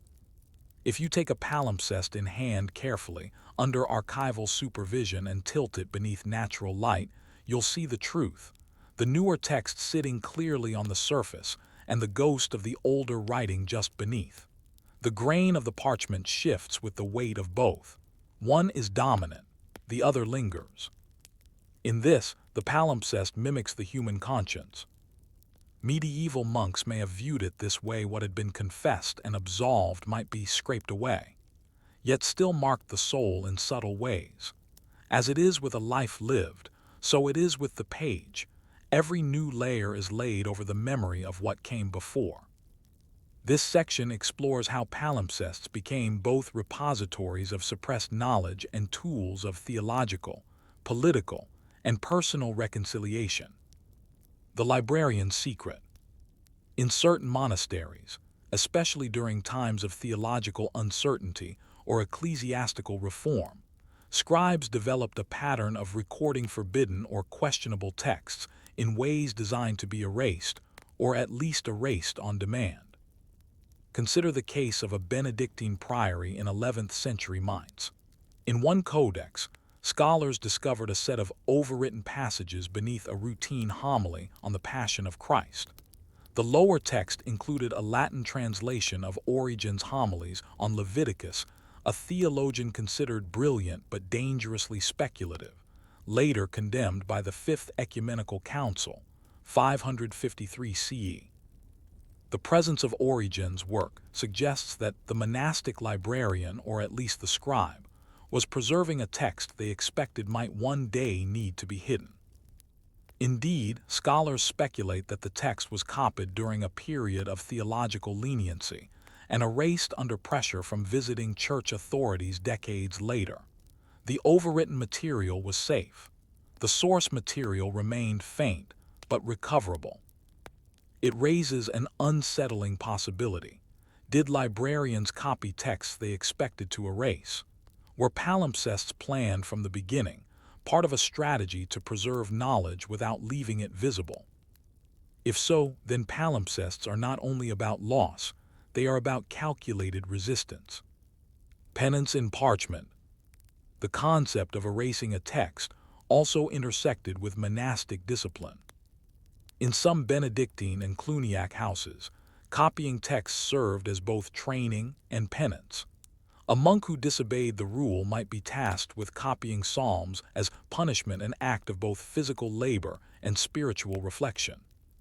But in rarer cases, the act of erasing a manuscript became penance itself.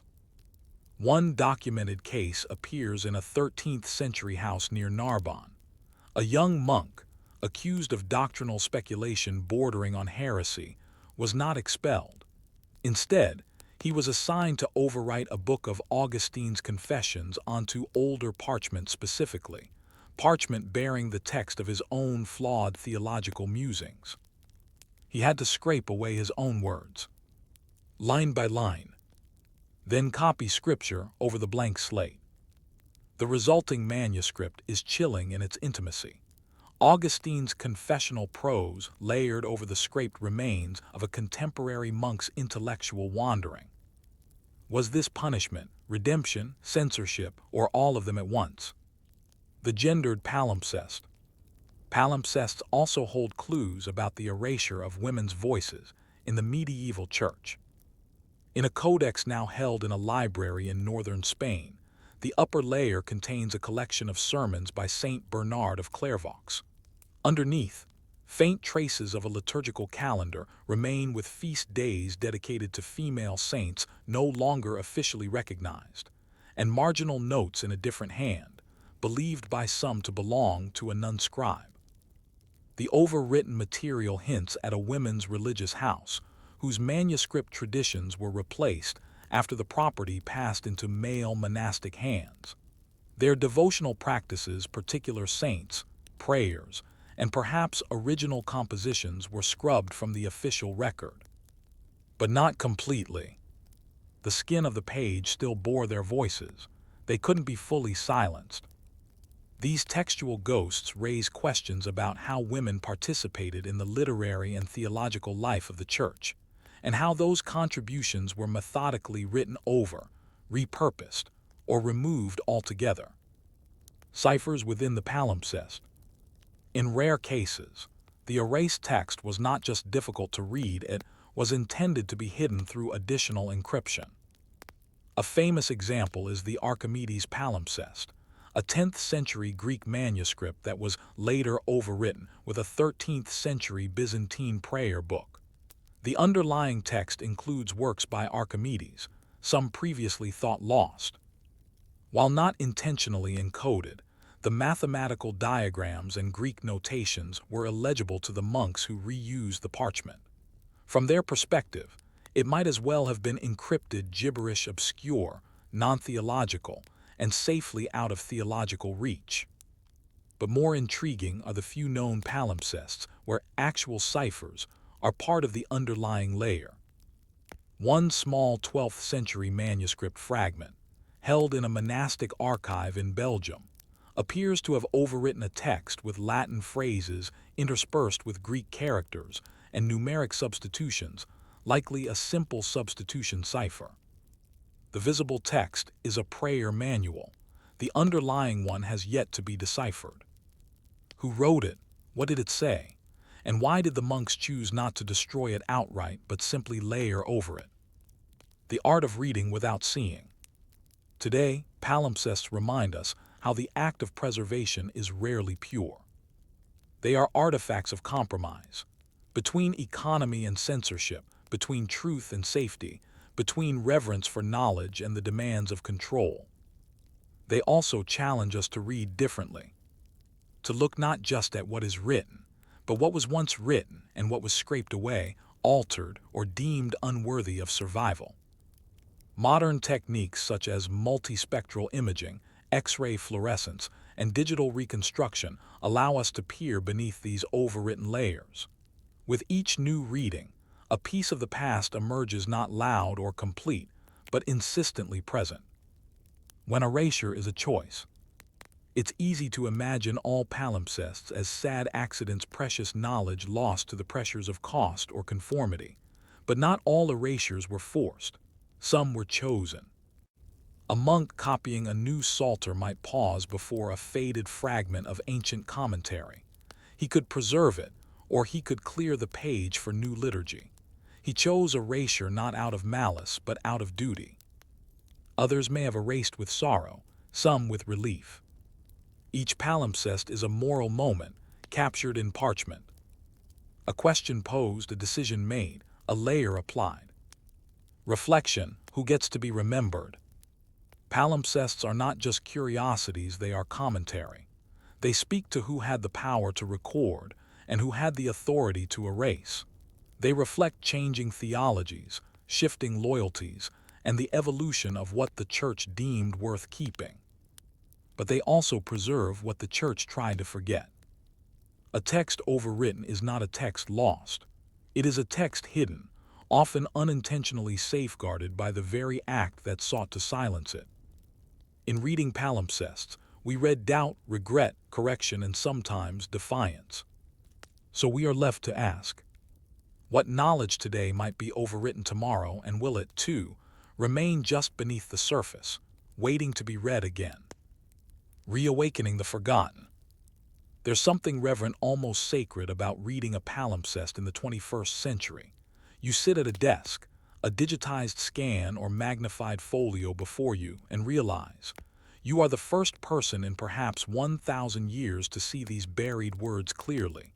What a monk once erased, your eyes now recover. But you are not the first to try. Long before modern technology, scholars attempted to resurrect overwritten texts using magnifying lenses, candlelight at sharp angles, or even acidic washes, some successful, others tragically destructive.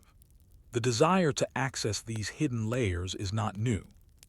What has changed is our precision and our understanding that these ghost texts are not just historical curiosities.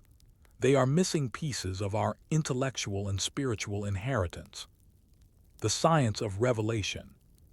In recent decades, institutions like the Early Manuscripts Electronic Library, Rochester Institute of Technology, and the Vatican Library have pioneered the use of multispectral imaging, MSI, to uncover palimpsests.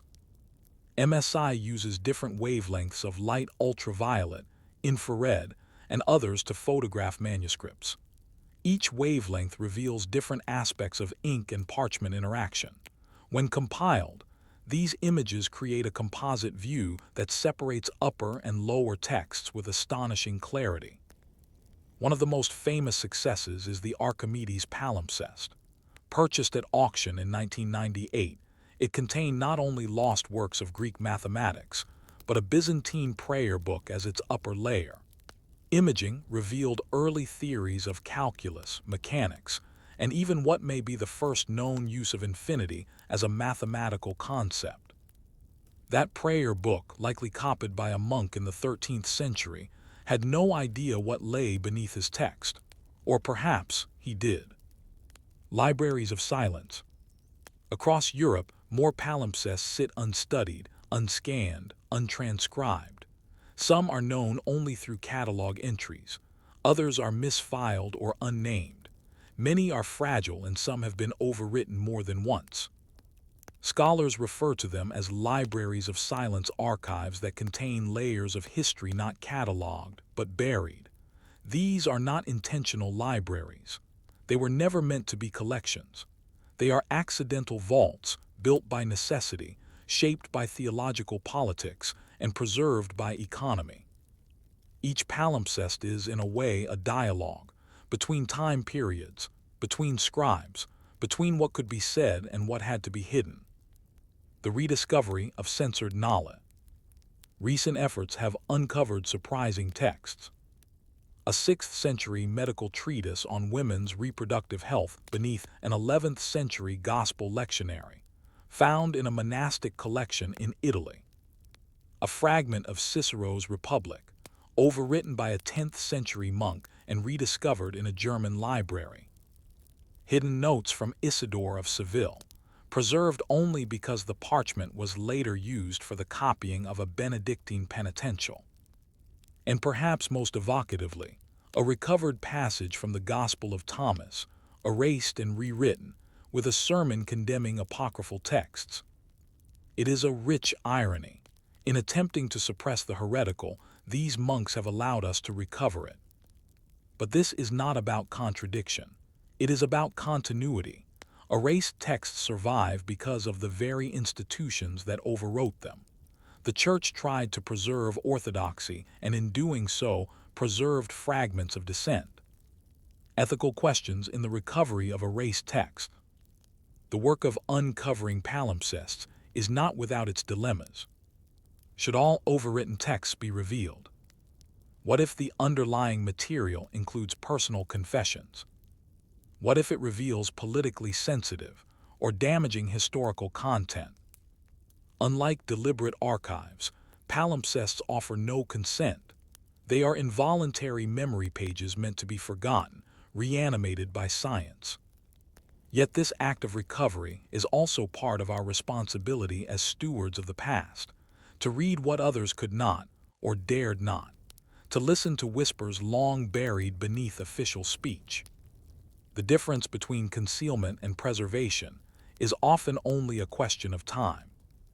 What palimpsests teach us about monastic life. For all their theological and textual revelations, palimpsests also offer insights into the lived reality of medieval monasticism. They reveal what texts were deemed disposable philosophical commentaries, local saints, lives, scientific notes. They show what was considered worth copying: psalms, sermons, confessional literature. They reflect anxiety, reform, obedience, and at times, quiet rebellion. A monastic scribe, writing his liturgical text over a pagan fragment, may not have felt conflict, but another pausing before scraping away a passage on Mary Magdalene may have hesitated. In these micro-moments, the psychology of faith and fear, authority and interpretation becomes tangible. The palimpsest is not just a text, it is an event, a memory that cannot be fully erased. It's tempting to think of erased texts as ghosts, but perhaps they are more than that. They are soil, not specters, layers beneath the surface that feed and support what grows above. Their presence makes the page fertile not in spite of their removal, but because of it. In this way, palimpsests are a metaphor for history itself, a slow accretion of memory, conflict, loss, and renewal. Every culture, every institution writes over itself, and like monks with their knives and quills, we choose what to remember, what to revise, and what to leave just visible enough to remind us. We have not always believed as we do now. Final reflection: what lies beneath the word? At the end of this story, one stands in awe not just of the texts, but of the people behind them. The monk who quietly preserved a banned commentary. The scribe who copied Augustine atop a condemned gospel. The modern scholar who uses machines to reassemble a page time itself tried to blur. These are not separate actors. They are co-authors in a long, complex composition. We live in a world that loves clarity, definitive statements, bold declarations, clean fonts. But the palimpsest offers a deeper lesson. Meaning is layered, history is not neat, and truth, more often than not, is written over, scraped thin, and quietly rediscovered. So as we turn each page, digital or vellum, we must always ask, what might still lie beneath, and what would we risk to read it? Story 5. Monastic Cryptography in the Age of Heresy, Hiding the Word. The walls are breached. It is the early 13th century. You are standing in a modest Cistercian scriptorium in southern France. The walls are whitewashed. The crucifix is plain. Outside, the sun hangs heavy over the fields, but inside, the air is tense not from silence but from fear. Because word has come, the bishop's men are marching. The Inquisition is moving south. Heretics Cathars, Waldensians, and others have been multiplying in the valleys. Their words, spoken in local tongues and written in unauthorized texts, are slipping into villages, towns, and even monastic communities. Their gospels are not the gospels. Their prayers do not name the Trinity. Their books are multiplying fast, cheap, and sometimes hidden. And in response, monks are encrypting orthodoxy. This is a story not of rebellion, but of protection. Monks, long the scribes of divine truth, now found themselves in a new role, guardians of purity in a world of contagion. The tools of encryption once used to preserve privacy or mark discipline now took on a new function: to shield the word from corruption, and to mark the dangerous ideas that might already be hiding inside their libraries. The heretical threat. The 12th and 13th centuries saw the rise of popular religious movements that challenged the institutional church. The Cathars in Languedoc rejected the material world as evil and considered the church corrupt.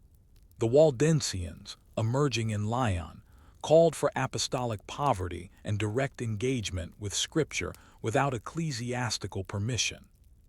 These groups translated sacred texts into vernacular languages: Occitan, Old French, Lombard. They read in homes, not churches.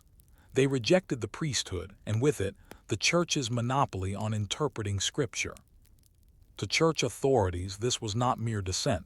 It was contagion, and it had to be contained.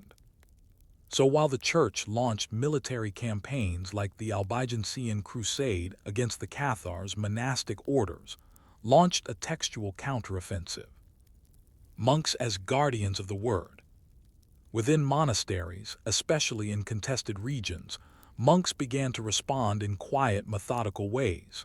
They reviewed their libraries for suspect texts, annotated margins with warnings, created indices of questionable phrases or known heretical turns of thought, developed shorthand and symbolic notation to mark contamination without advertising it.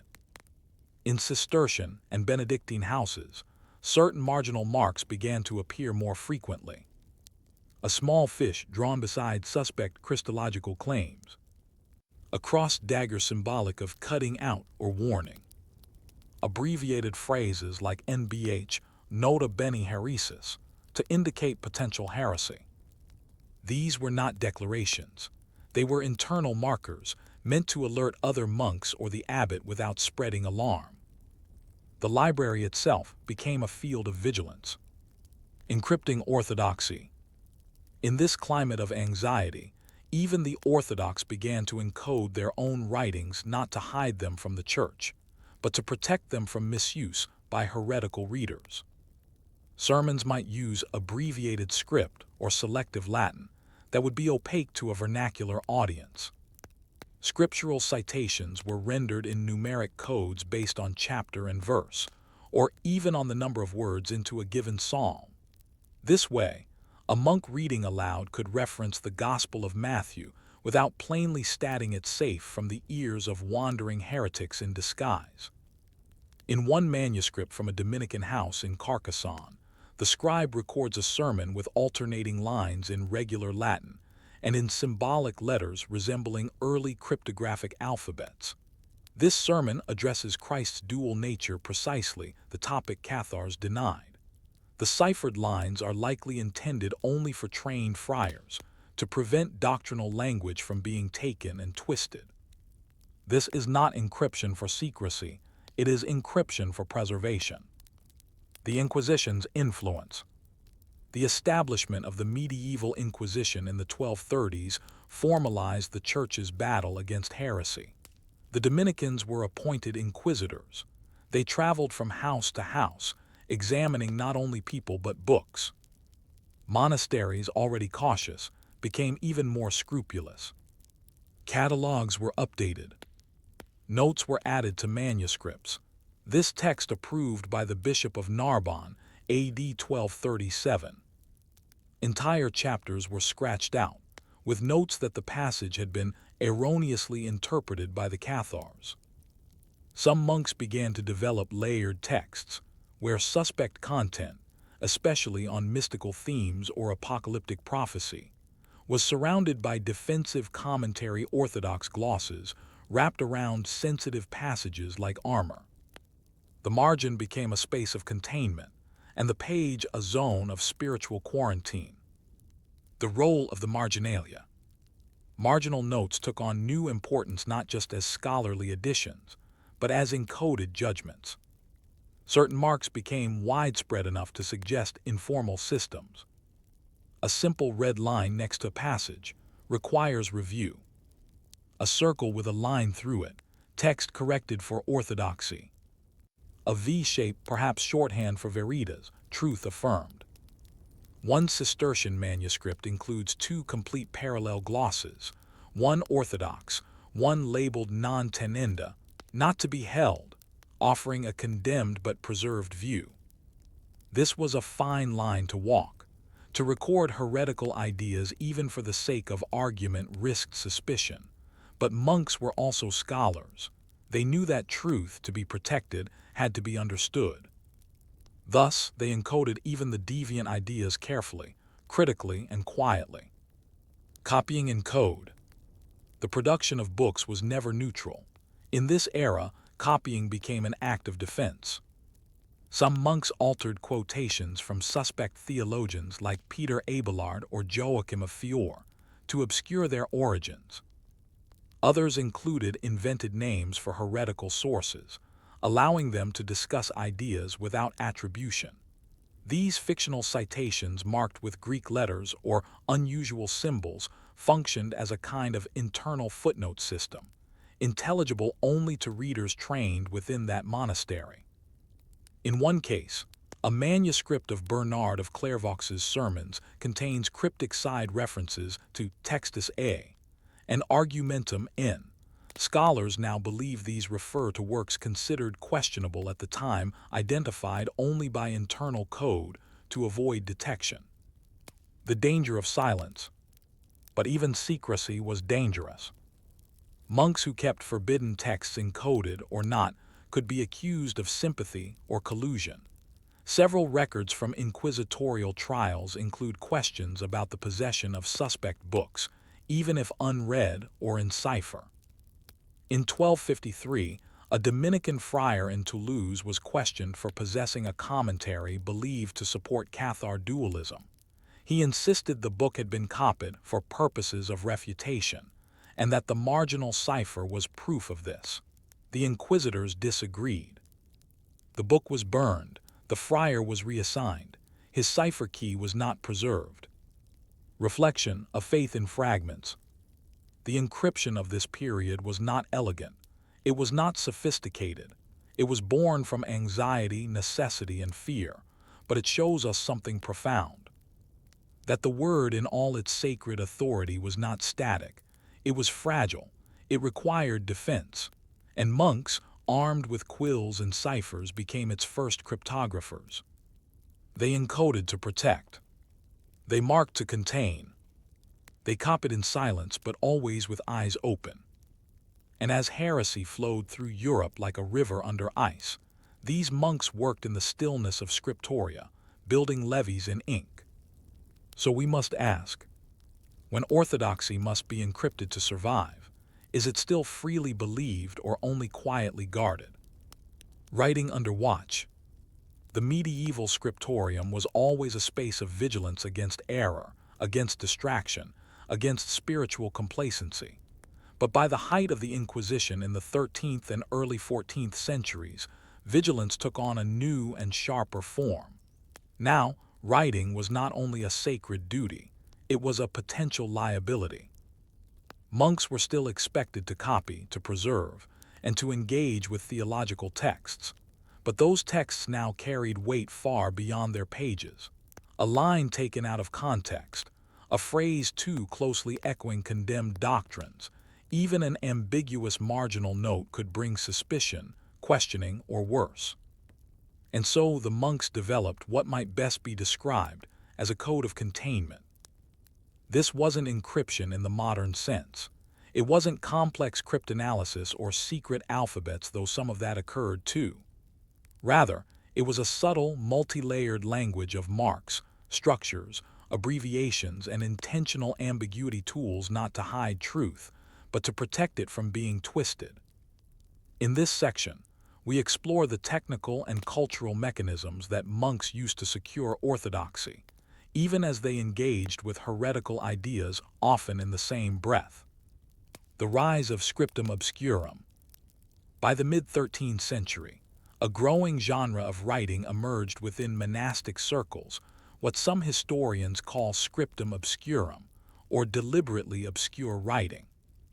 This method involved dense abbreviation systems that made the text accessible only to those trained in a particular monastery's style, use of rare Latin synonyms or obscure theological terminology that served to distance the message from vernacular accessibility, embedded scriptural allusions instead of direct quotations, creating layers of meaning that resisted superficial reading.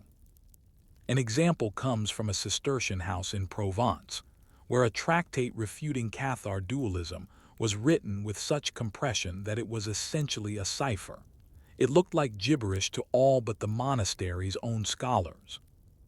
This protection through complexity allowed monks to engage heretical texts critically, to refute, compare, and analyze without laying dangerous ideas bare to uninitiated eyes. Manuscript layering, a page within a page. Another method of containment involved visual stratification, placing orthodox commentary on top of or around questionable content. One Dominican manuscript from Lombardy shows a three-tiered structure. Center column, a copied excerpt from a Cathar polemic, likely seized during an Inquisition investigation. Inner margin, a line-by-line refutation in Dominican theological style. Outer margin, annotations identifying scriptural deviations, sometimes in shorthand or red ink. The result is a manuscript that allows heretical content to be read, but only through a scaffold of correction and orthodoxy. To view the center without engaging the margins would be impossible. This wasn't censorship. It was a controlled exposure, akin to modern hazardous materials protocols. The heresy was quarantined in text, never erased, but never allowed to stand unchallenged. The code of marginal marks. Across monasteries, certain cryptic notational systems became standardized, at least locally. Some of the most common include asterisk with bar, symbol 336, noted for possible misinterpretation. Double dagger, corrected from source. Abbreviation HT, heresis tacta, heresy touched upon. Encircled letter O, oportet refutare, must be refuted. These were not used consistently across all regions, but their presence in dozens of manuscripts suggests shared concerns and communicative habits among scriptoria. In some monasteries, these marks were known only to select librarians or senior scribes' internal codes for triaging dangerous or uncertain material. The vernacular problem. A key challenge in this era was the spread of vernacular religious literature texts written in Occitan, Old French, Lombard, or early German dialects. Heretical groups made great use of the vernacular to disseminate their beliefs. The Church, by contrast, had long held that Latin was the language of sacred authority. In response, some monastic scriptoria began encoding Orthodox prayers and passages in dual language, formats Latin text accompanied by cryptic glosses in the local tongue, but scrambled or abbreviated, unintelligible without a trained guide. This technique did two things: preserved access to local believers or confessors who needed to teach or guide, prevented direct quotation of sacred texts by heretics who might misuse or recontextualize them. One manuscript from Aragon includes a Lord's Prayer in Latin, with an Occitan paraphrase written in a mirror script, readable only with a reflective device. Scholars suspect this was used in confession or catechism, helping local clergy while keeping the content safe from misuse. Invisible inks, visible intentions. Though rare, there is evidence of disappearing inks, typically lemon-based or milk-based, that could be rendered visible with heat. These were used for annotations or marginal comments not meant for casual reading. In a monastery near Bologna, a 14th century breviary includes a hymn with a faded marginal annotation that, under ultraviolet light, reads, "Textus in part confusus, refer ad fratrum Stephanum." Text partially confused, refer to Brother Stephen. This suggests a controlled system of correction within the house, one where even annotations were cloaked from general readership. Whether this use of invisible ink was intentional security or merely a byproduct of fatting organic materials is debated, but the presence of such materials in other marked manuscripts suggests some intentional concealment strategies. Cryptic calendars and safe liturgy. Monks also encoded liturgical calendars, especially in politically volatile regions. Feast days associated with local saints, some of whom were later condemned or deemed heretical in association, were marked with numeric substitutions or symbolic glyphs rather than names. For example, a calendar from Languedoc omits the name of St. Felix of Albay, a saint revered by local Cathar sympathizers, but includes a symbol of 3 stones and a line of dots, likely a mnemonic glyph for internal monastic use. Other calendars include blank entries for days previously filled, indicating suppressed observances. This silent redaction allowed monasteries to remain in good standing with the Church while preserving community memory in traceable, but discreet, form. A quiet reckoning. In some cases, the effort to contain heresy led to the quiet retirement of entire books. Monasteries did not always burn suspect manuscripts. Instead, they would deface title pages, rendering them unidentifiable, bind suspect texts inside innocuous covers a theological treatise inside a breviary binding, deposit them in locked cabinets, accessible only to the abbot or designated reader.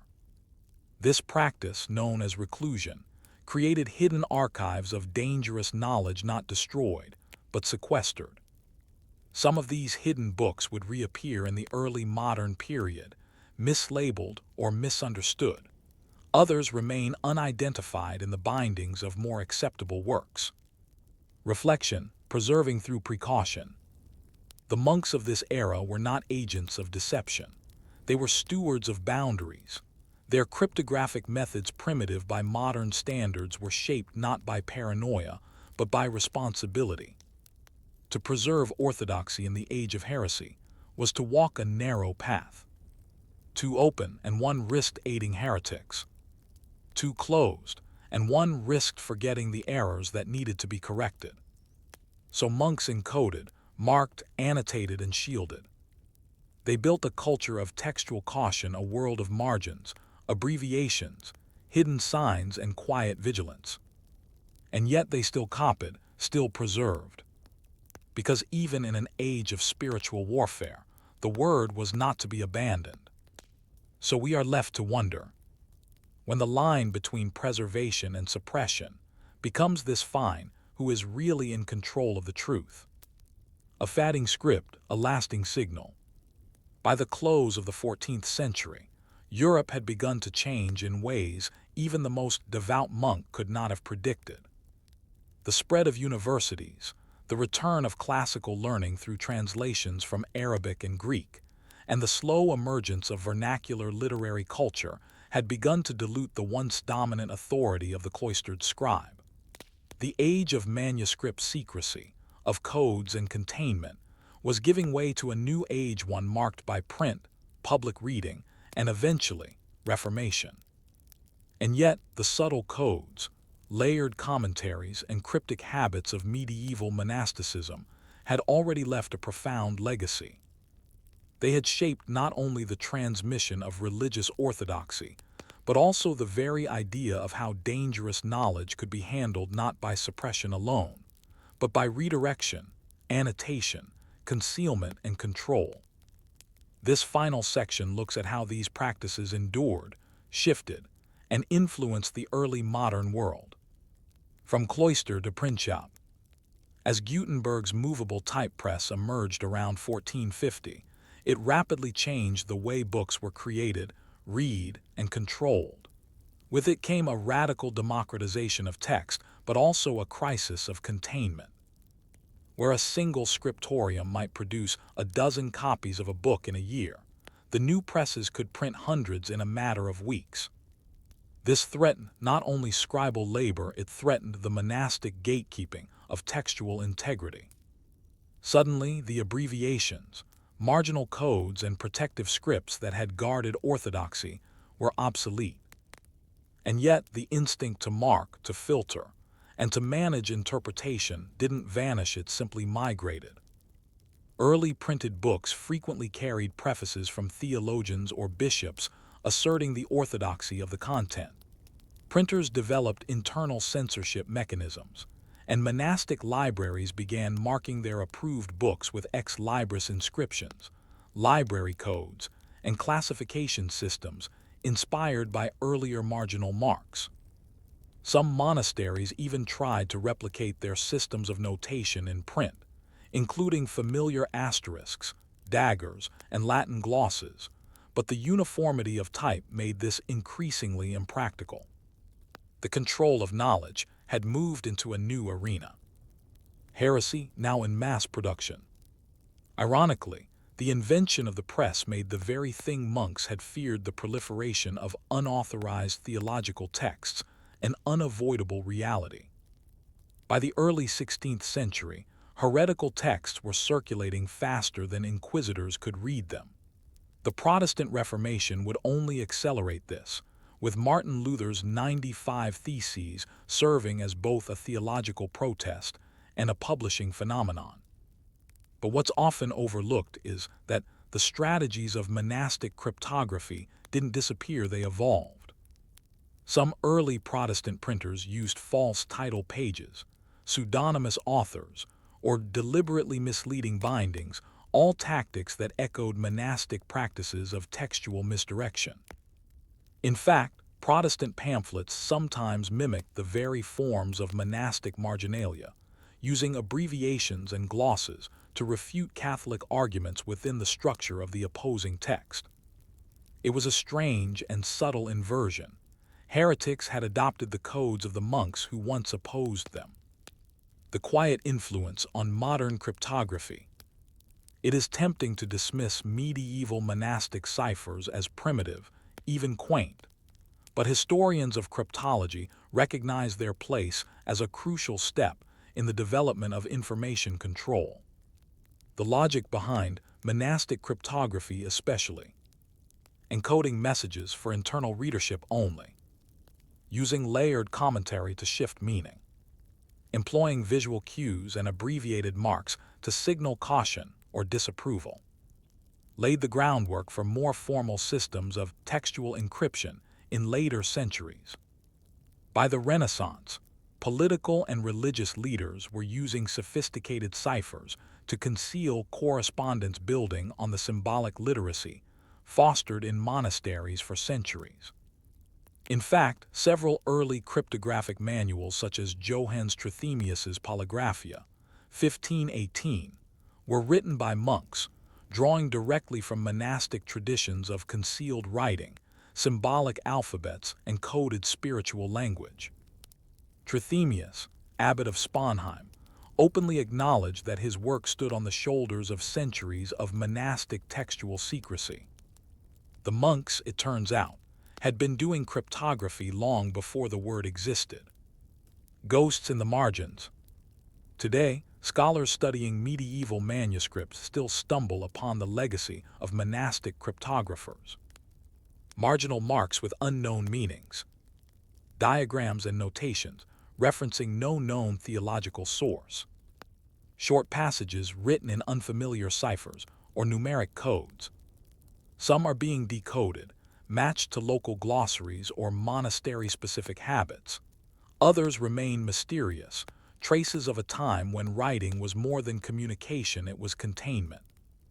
These marks are not just curiosities. They are reminders of a world where books were dangerous, ideas were suspect, and even faithful monks had to walk a tightrope between illumination and excommunication. In the silence of these margins, we hear the echoes of that tension. Survival through secrecy. Ultimately, the story of monastic cryptography is not one of paranoia. It is a story of survival for texts, for institutions, and for traditions of belief. Faced with a world where ideas could corrupt as much as they could convert, monks used the tools at their disposal. Symbolism, obscuration, careful copying, marginal correction, conditional preservation. These were not always perfect strategies. Mistakes were made. Heretical texts sometimes slipped through. Orthodox ones were sometimes lost or censored unnecessarily. But in the long arc of history, these monks ensured that critical texts from patristic commentaries to theological refutations endured, even if encrypted, defaced, or sequestered. Without their vigilance, our modern libraries of medieval thought would be far thinner. Final reflection, when meaning hides in plain sight. So much of monastic cryptography hinged on a single principle. The difference between salvation and damnation could rest in a single word. And if that word could be misunderstood, mistranslated, or manipulated better to hide it, encode it, or filter it through layers of clarification. We live now in an era of information abundance. Books are everywhere. Translation is instant. Secrecy is rare, and censorship is loudly contested. But the monks teach us a different lesson. That meaning is fragile. That truth needs not only proclamation but protection. And that sometimes, the act of preserving the sacred requires quiet, careful artifice. So the next time you encounter a footnote, a marginal comment, or a cryptic abbreviation in a dusty old volume, ask yourself, is this just an old mark, or is it a whisper from a time when every word was watched, every thought weighed, and the fate of the soul hidden between the lines? Story 6. The Script of Silence, Monastic Cipher Alphabets and the Art of Withholding Words. A cloistered stillness. In a quiet Benedictine monastery nestled deep in the Bavarian Alps, the winter of 1321 was harsh and long. The days were short, the nights heavy with frost. Inside the stone scriptorium the fire crackled, but conversation was sparse. Silence, true, thick, almost sacred, wrapped itself around the walls. You are Brother Matthias, a junior scribe. Your task today is not transcription but training. Before you lies a thin sheet of vellum. Upon it is something strange.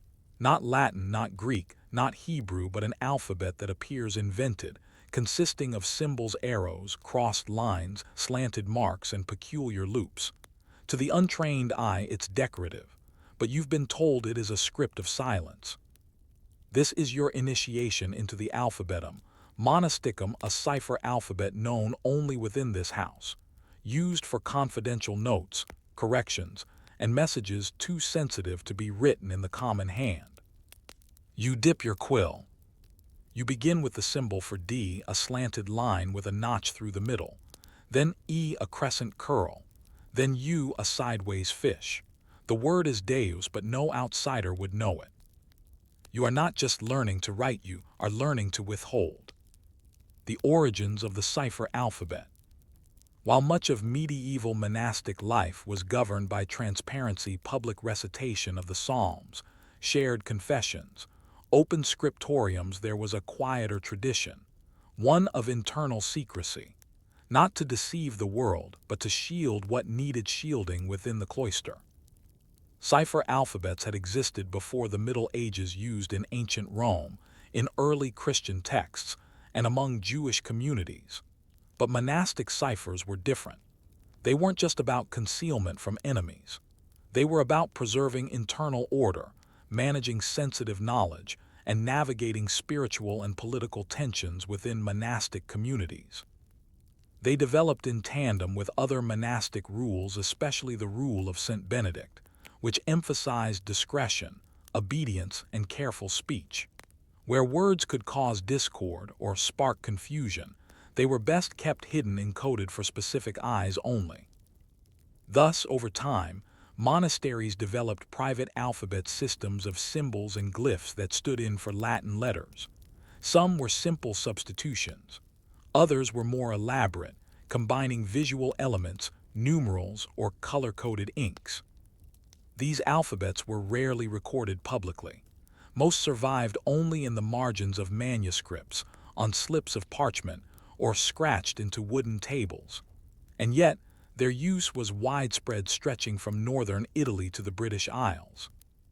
The functions of monastic alphabets. So what were these secret scripts for? The purposes were varied and often surprisingly practical. Disciplinary notes. Superiors might mark a monk's name in cipher to indicate probation, penance, or restriction, without embarrassing the individual publicly. Encoded marginalia. Scribes used ciphers to annotate passages that dealt with sensitive theological topics such as predestination, sexual sin, or ecclesiastical corruption, flagging them for cautious readers. Confession records. In some monasteries, private alphabets were used to record confessional sins without spelling them out plainly. A catalog of offenses might be written in cipher, stored under lock and key, only decipherable by the abbot or confessors. Liturgical annotations. Symbols were used to mark non-liturgical insertions, prayers, or chants added for specific feasts, or locally venerated saints not recognized officially. Political messages.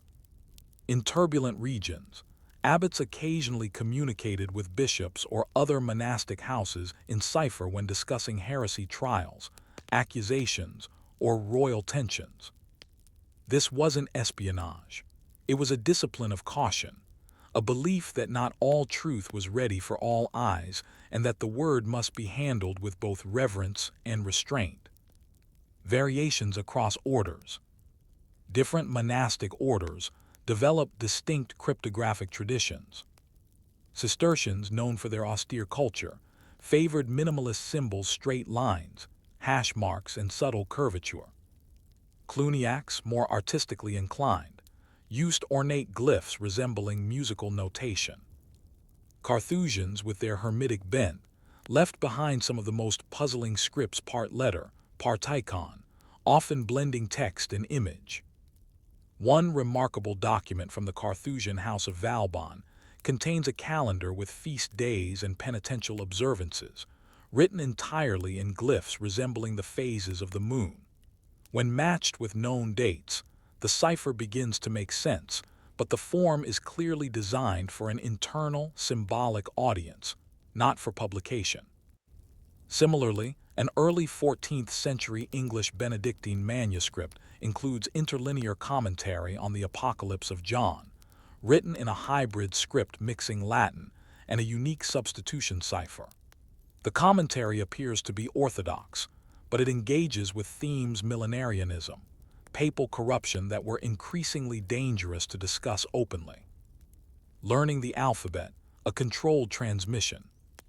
Unlike open language instruction, cipher alphabets were taught discreetly, often one-on-one, from senior monk to novice.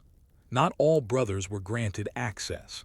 In some houses, only confessors, scribes, or abbots were permitted to use the cipher. The learning process involved memorizing visual symbol correspondences, often with mnemonics. A might be a triangle, representing the Trinity. B, a broken line, signifying sin or deviation. C, a crescent, the cycle of time or confession. This tied the letters not only to function, but but to spiritual metaphor. A cipher wasn't just a code. It was a moral lens, a way of seeing and writing that reflected the deeper values of discretion, hierarchy, and humility. Accidental preservation. Very few full cipher alphabets survive today. Most were never formally written down. But bits and pieces have been reconstructed from marginal notes in liturgical books, annotations in confessionals or penitentials, stray parchment scraps used as book reinforcements. One such scrap, discovered in a binding in a library in Lübeck, contains what appears to be a partial monastic alphabet from the late 13th century. Half the characters resemble Greek letters, the other half are unique. The note contains only a short message. I have marked what should not be spoken. It is unsigned. The weight of silence. Monastic cipher alphabets were never about power in the worldly sense. They were about control, yes, but more importantly, they were about responsibility. To be entrusted with the script of silence was to be given a role in managing the community's boundaries, between open and closed, sacred and profane, public and private. In an age before email, before surveillance, before public archives, this was how you protected the fragile truths of a fragile community. And while much has been lost, the faint lines still visible in vellum, the mysterious symbols in margins, and the occasional full page of encoded reflection remind us. Monks were not only preserving language, they were refining how and when language should be used. Closing thought, is silence ever truly silent? The cipher alphabets of monastic Europe challenge our modern assumptions. We tend to think of truth as something to be spoken, shared, made visible. But in these cloisters, truth was often wrapped in silence not out of fear, but out of reverence. So as you imagine Brother Matthias, bent over his vellum, carefully shaping symbols that only a few will read, consider this. When we encrypt truth not to hide it, but to protect it, does it lose its power or does it gain a new kind of sacred force, waiting patiently to be revealed? When letters carry more than language, close your eyes and picture a monk not copying scripture, but reciting it, not reading aloud, but murmuring a psalm from memory, each phrase etched into his mind not as a sound, but as an image, a symbol, a gesture. The script of silence, it turns out, did more than obscure words from the eyes of the uninitiated.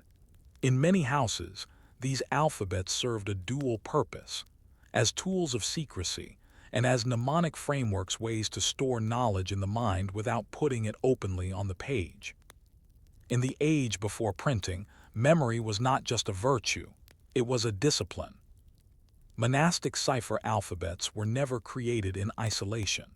They were embedded in larger pedagogical systems that combined memorization, moral instruction, and visual cues to create a mental map of religious life.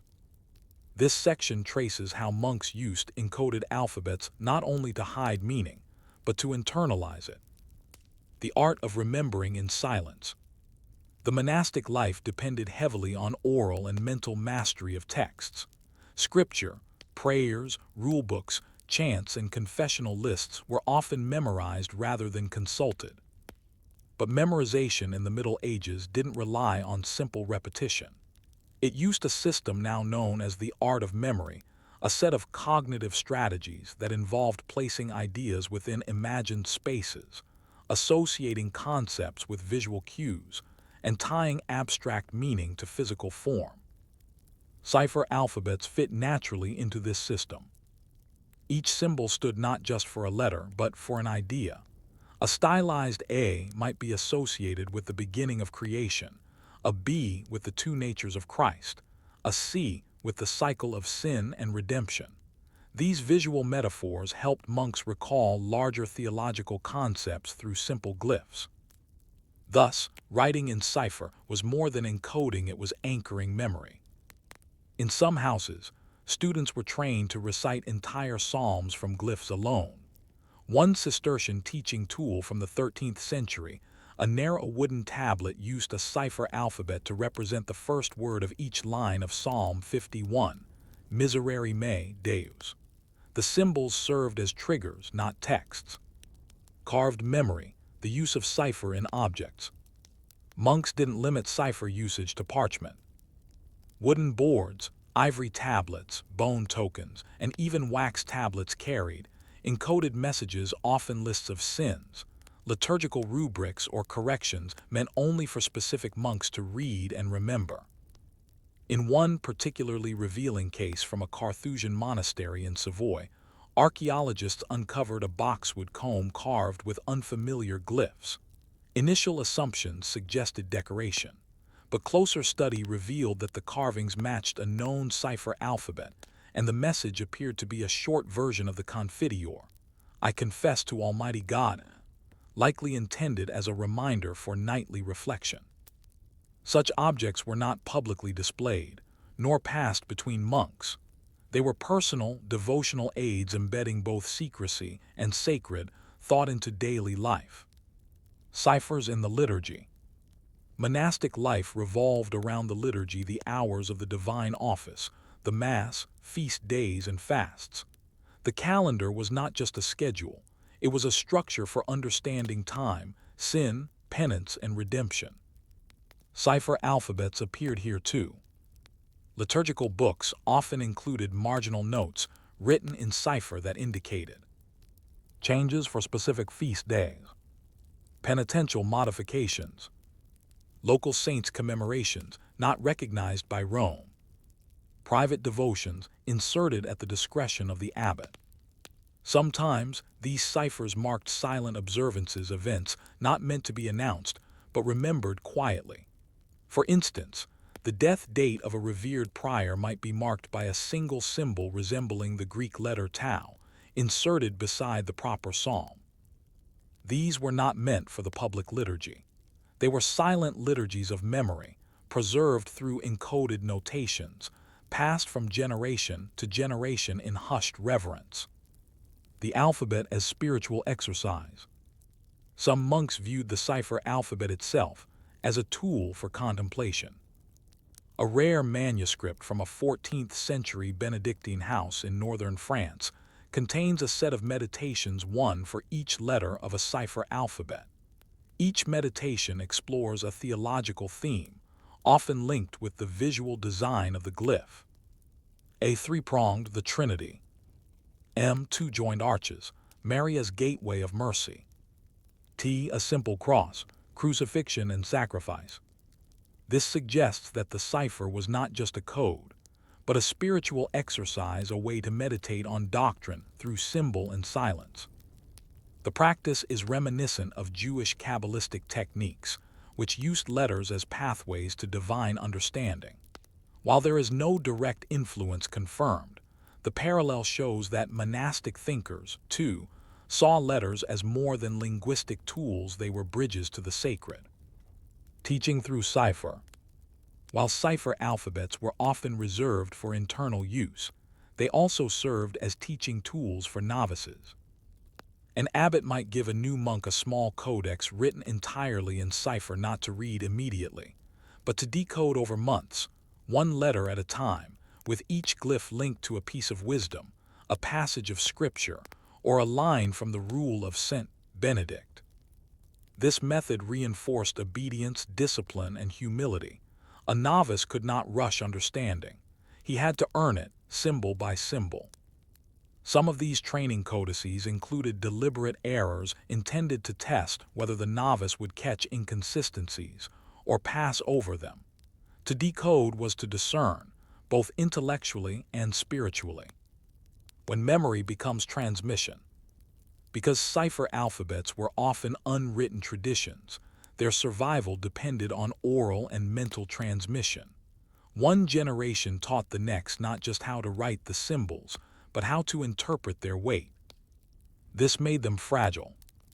If a house was disbanded, or its senior monks lost to plague or political upheaval, the cipher could vanish with them. A single forgotten symbol might render an entire manuscript unreadable. And yet, fragments survive enough to remind us that the monks were not just copying history. They were encoding their present, embedding memory into symbol, shaping a culture of thoughtfulness, control, and spiritual attentiveness. Closing thought: to write is to remember differently. Modern minds often think of writing as the opposite of memory, a way to externalize thought.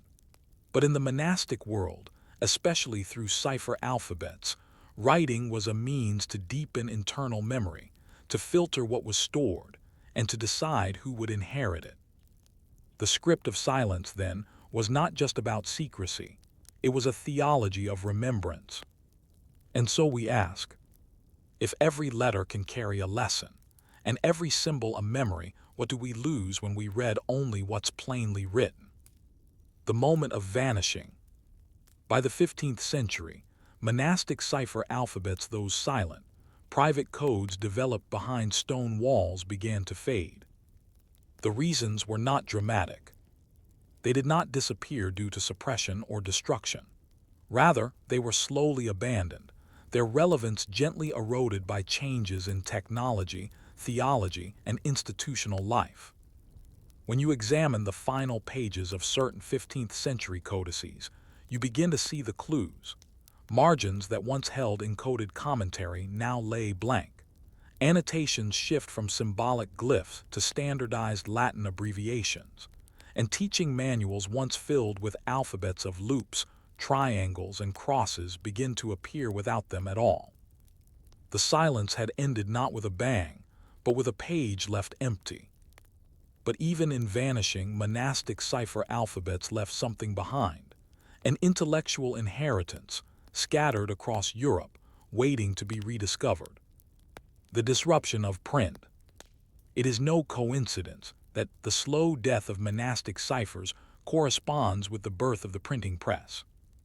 Movable type required uniformity not only in language, but in typography. Printers could not accommodate the diverse and often idiosyncratic alphabets used by individual monastic houses. Latin had to be set plainly, in legible type. Symbols, flourishes, and visual puns gave way to clean columns and reproducible fonts.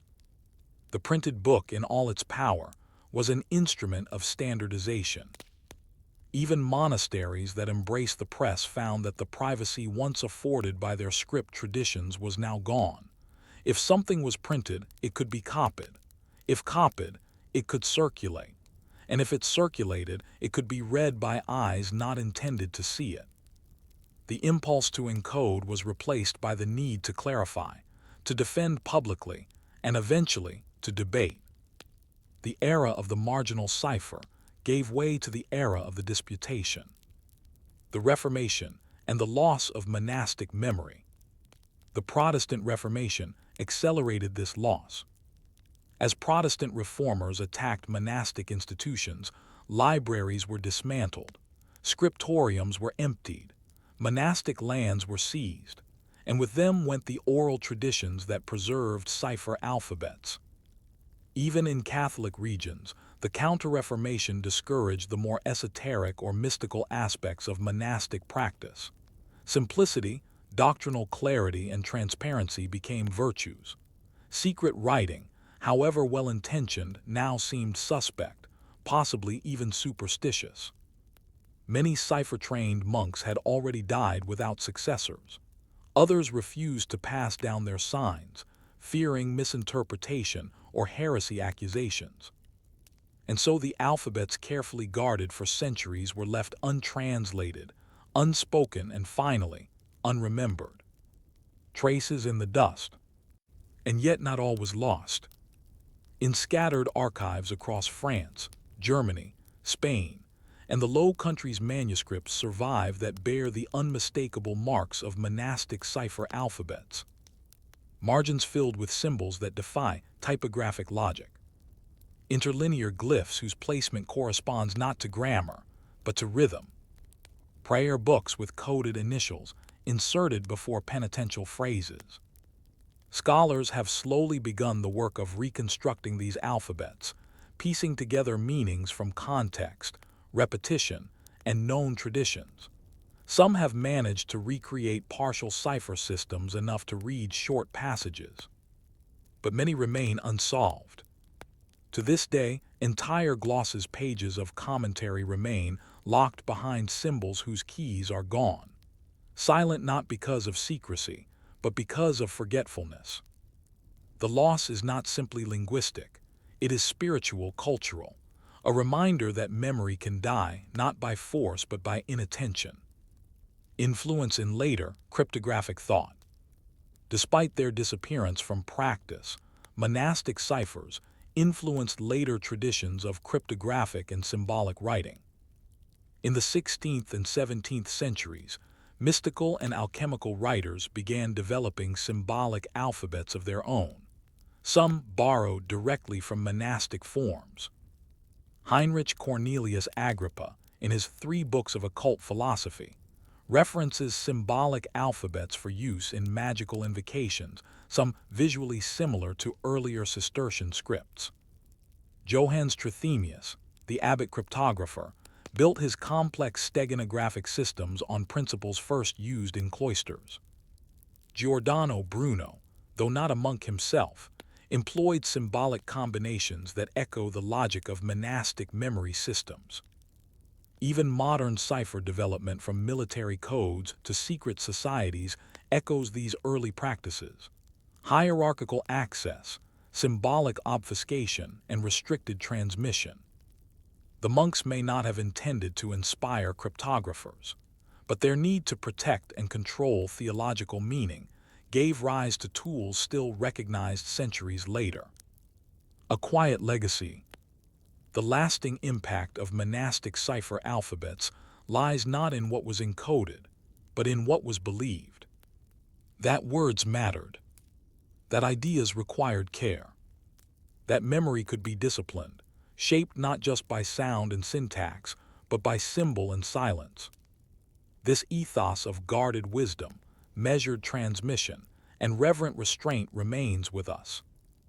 You see it in the scholar who whispers over an obscure marginalia, in the librarian who catalogs fragments of lost alphabets, in the archivist who finds a scrap of vellum bearing lines no one has yet read. In these hands, the script of silence begins to speak again, not through full translation, but through attentiveness, the slow act of honoring what was once hidden. Final reflection: what is worth hiding? So much of modern life encourages openness, speed, exposure. We speak quickly, we publish instantly, we value what spreads. But in the monastic tradition, there was another value: the dignity of restraint. Cipher alphabets remind us that not all truths are meant for immediate consumption. Some require preparation, permission, even initiation. Some truths are not diminished by silence, but shaped by it. And so we are left with a final question. In an age where everything is written to be seen, what might be lost if we forget how to withhold, not out of fear, but out of reverence? Story 7. The Whispered Codes of the Irish Monks, Marginalia and Monastic Travel. The monks who would not stay. Imagine the wind across the western cliffs of Ireland in the early 7th century. Cold, sharp, and insistent. It brushes the coarse wool of your habit and rattles the sail of your small, skin-clad boat. You are a monk not from a city, not from a palace of stone, but from a small scriptorium of wood and turf at the edge of the known world. You are setting out into the Atlantic. This is not pilgrimage in the Roman sense. You are not returning to Jerusalem or the tombs of saints. You are an exile for Christ, a peregrinus pro Christo, setting out without destination, trusting that God's will and the currents of sea and spirit will take you where you are meant to go. And with you carry a satchel. In it, a few books, a psalter, a gospel text, perhaps the Rule of St. Columbanus. And within the margins of these books, written in cramped, curved letters, are things never meant to be read aloud. Whispers, instructions, jokes, prayers, codes. For centuries, Irish monks traveled through Europe in a wave of spiritual migration. They founded monasteries in Gaul, Germany, Italy, and Switzerland. They copied texts. They spread their distinctive liturgical practices, and in the process they left behind a uniquely curious form of communication, marginalia, often coded, sometimes personal, always subtle. This is the story of how Irish monks used whispered writing in margins, symbols, abbreviations, and veiled remarks to preserve their culture, reflect their worldview, and quietly transform the monasteries of continental Europe. The culture of the wandering scribe. Irish monasticism developed early and uniquely. Unlike the more centralized Roman system, Irish monastic houses were often self-contained, linked by kinship and culture more than by ecclesiastical hierarchy. Their traditions emphasized learning, discipline, and peregrinatio, a voluntary exile motivated by spiritual longing. These monks were not merely missionaries, they were cultural bearers, and they traveled with texts. Books were central to Irish monastic identity. Often small and portable, bound in wooden boards and wrapped in leather, these books were copied and illuminated with remarkable care. But it was in the margins, those thin spaces between lines, at the edges of pages, or hidden beneath decorative initials, that the real personal record began to emerge. Marginalia in Irish books is among the most vivid of the early medieval world. Unlike the formal glosses of later scholastics, these notes were casual, coded, poetic, reflective, and many were written in Old Irish, a language not used in the text itself, but slipped into Latin manuscripts like a whispered aside. Margins as private space. To modern readers, margins are empty space, places for corrections or stray notes. But to these monks, margins were zones of reflection, a place where language could be informal, even emotional. In one psalter from the 9th century, a monk writes in Irish, next to Psalm 42, "The wind is fierce tonight. It tosses the sea's white hair.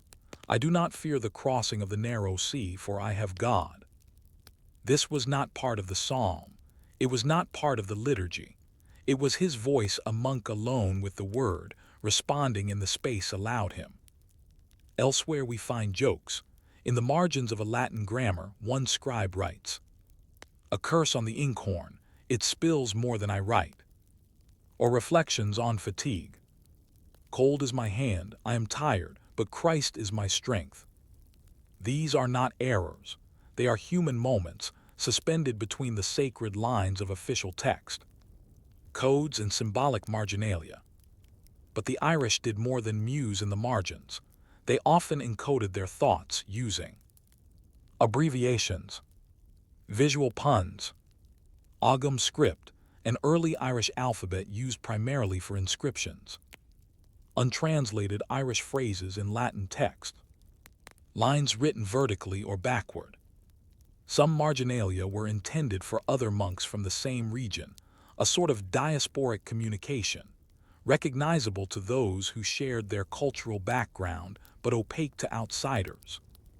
In a manuscript from Bobbio, a monastery in northern Italy founded by Irish monks, scholars have found a short exchange in Irish between two scribes, hidden in the commentary on a Latin homily.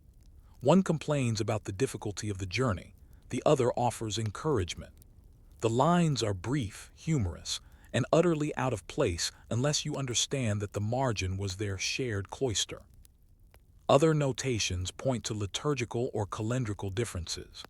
Irish monks had a distinct method of calculating Easter, and they often inserted symbols or notes into books to mark the Irish reckoning. These notes were not confrontational, but they were reminders of a different tradition. A marginal cross here, a lunar glyph there, each a quiet assertion of identity. The book as companion.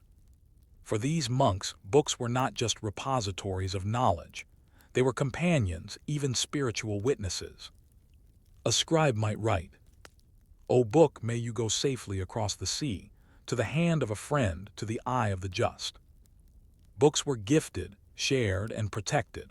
When passing through dangerous regions, monks sometimes encoded blessings into the opening folios, short prayers for protection, often marked in private symbols, hopping to dissuade theft or desecration.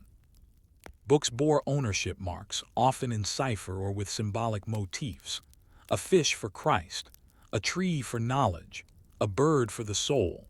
Some of these marks were not meant to identify ownership in a legal sense, but to invoke presence, a scribe marking that he had held this book, loved it, prayed with it. And when a monk died, his books might carry small signs of mourning dots in black ink, tiny crosses drawn beside his notes, or even full elegies scrawled at the end of a gospel. Movement across a divided continent. The Irish monks traveled into a world that was fragmented, politically volatile, and spiritually contested. Yet their influence was felt across monastic Europe.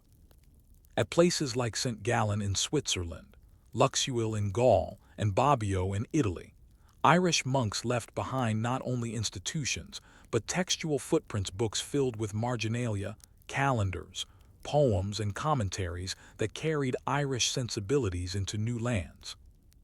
In many of these monasteries, continental scribes began to imitate the Irish habit of writing short poems in the margins, inserting observations on weather, illness, or dreams. The act of talking to the book, of inserting oneself into the sacred space of the manuscript, spread beyond Ireland. The whisper became a habit. Closing thought: who hears the whisper? The margins of these manuscripts are not loud. They do not announce theology or declare dogma. They are whisper side glances, moments of humor, fatigue, faith, and loneliness. But taken together, they form a subterranean history of the early medieval church, one in which wandering monks, isolated from their homelands, kept faith not only with Christ, but with their language, their wit, their sadness, and their voice. And so we wonder, if all we read are the central lines, what do we miss in the margins, the private voices of those who walked across Europe with only silence, scripture, and coded prayers as their guide? The meeting of traditions. By the 8th and 9th centuries, the presence of Irish monks on the continent was no longer novel. From the rugged Alps to the valleys of Burgundy and the Danube basin, the children of Columbanus, Cuthbert, and Brendan had established not only monastic centers, but textual microcultures. These monastic enclaves were spiritual refuges, yes, but they were also cultural nodes, places where Irish habits of writing, reading, and interpreting the world rubbed gently against Frankish, Roman, and Visigothic counterparts. The result was a textual hybrid zone where the Irish scribal voice continued to whisper, but now alongside and within new voices, new calendars, new political and theological tensions. In this section, we examine how Irish marginalia and symbolic notation evolved once transplanted into foreign soil, and how these subtle scripts reflected a deeper negotiation between identity, authority, and belonging. The Irish at Bobbio, Luxeuil, and St. Gallen. The three best-known centers of Irish monastic influence, Bobbio in Italy, Luxeuil in Gaul, and St. Gallen in what is now Switzerland, offer rich case studies in textual fusion. Bobbio, founded by Columbanus around 614 CE, became a crucial site for the preservation of classical texts. Its library preserved not only theological treatises but works of Cicero, Pliny, and Horace. In its manuscripts, Irish marginal notations frequently appear next to Latin quotations, sometimes clarifying, sometimes questioning, often embedding old Irish keywords or visual references, spirals, knotwork, into otherwise Roman formality. Luxeuil, also a Columbanian foundation, emphasized missionary training. Its books, largely produced by Irish and Frankish scribes, display a growing trend of dual marginalia, notes written in different hands, sometimes engaging in unspoken dialogue. A monk notes a scriptural gloss in Latin. Another, days or years later, adds an Irish comment, sometimes a joke, sometimes a theological alternative. St. Gallen, though not founded by the Irish directly, became home to the so-called Irish monk Gallus. Its scriptorium, influenced by Irish practices, developed a robust habit of marginal ornamentation, filled with animal-headed letters, curious creatures, and symbols that seemed to carry layered meanings, especially near calendar pages and feast day notations. Each of these houses reflected a slow, careful blending. Irish monks adapted to their surroundings, but left behind linguistic, artistic, and cryptic fingerprints that pointed back toward the sea and the green isles beyond. Quiet corrections and marginal diplomacy. One of the most common functions of marginalia, especially in mixed monastic communities, was correction. Books imported from Rome or Visigothic Spain often differed in phrasing, punctuation, or liturgical order from Irish customs. Rather than erase or rewrite these variations, Irish scribes would often insert silent corrections in the margin. A small glyph here, a single Latin word there, sometimes a vertical bar with a tiny cross. These were not acts of protest or confrontation. They were gestures of fidelity, a way for the monk to say, "This is not how we learned it," without challenging the larger unity of the text. This habit of marginal diplomacy became an Irish monastic hallmark. Rather than rewriting or rejecting what differed, they layered meaning, quietly asserting continuity with their homeland without breaking communion with their hosts. In one manuscript from Wuisburg, an Irish hand has marked an Easter calculation as uncertain. The same page contains a Roman notation marked certain. No further comment is made. The tension remains unresolved but preserved. Bilingual margins and scribal identity. As Irish monks became multilingual, so did their marginalia.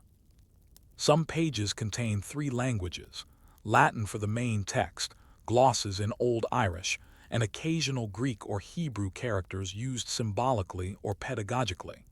This multilingual layering was not decorative. It was an assertion of identity and literacy. To write Irish in a Latin book was to declare, quietly, that one's native language had place within the sacred. It did not need to dominate or replace Latin, it simply needed to live beside it. Some scribes left signatures in Irish. Others wrote little phrases or benedictions to themselves, lines like, "Edon wrote this with cold fingers, far from the land of his fathers." Or, "Though this is Rome's book, my heart walks Iona's fields." Such notations blur the line between author and reader, between text and context. They turn the margin into a liminal space ashore between 2 cultural seas. Coded calendars and monastic memory. Another key use of marginal notation was the coding of local feasts, fasts, and observances, especially those not officially recognized by Rome. An Irish monk in Francia might mark the feast of St. Brigid with a subtle glyph, a double spiral, or a bird inked in faint brown. A saint's vigil observed in Bangor might appear in Bobbio's calendar pages, coded not with words but with a single cross in red ink. These marginal signs served both reminder and resistance, a way to remember without insisting, a way to preserve without confrontation. Sometimes, scribes wrote riddles or numerical puzzles in the margins of calendar tables, short enigmas that helped calculate the date of Easter or keep track of movable feasts. Many of these used Greek letters or numeric ciphers, understood only by those trained in both Irish and continental monastic systems. The calendar then became a memory palace, the margin its corridor. A silent theology. Irish marginalia did more than preserve local custom. It often reflected distinct theological instincts.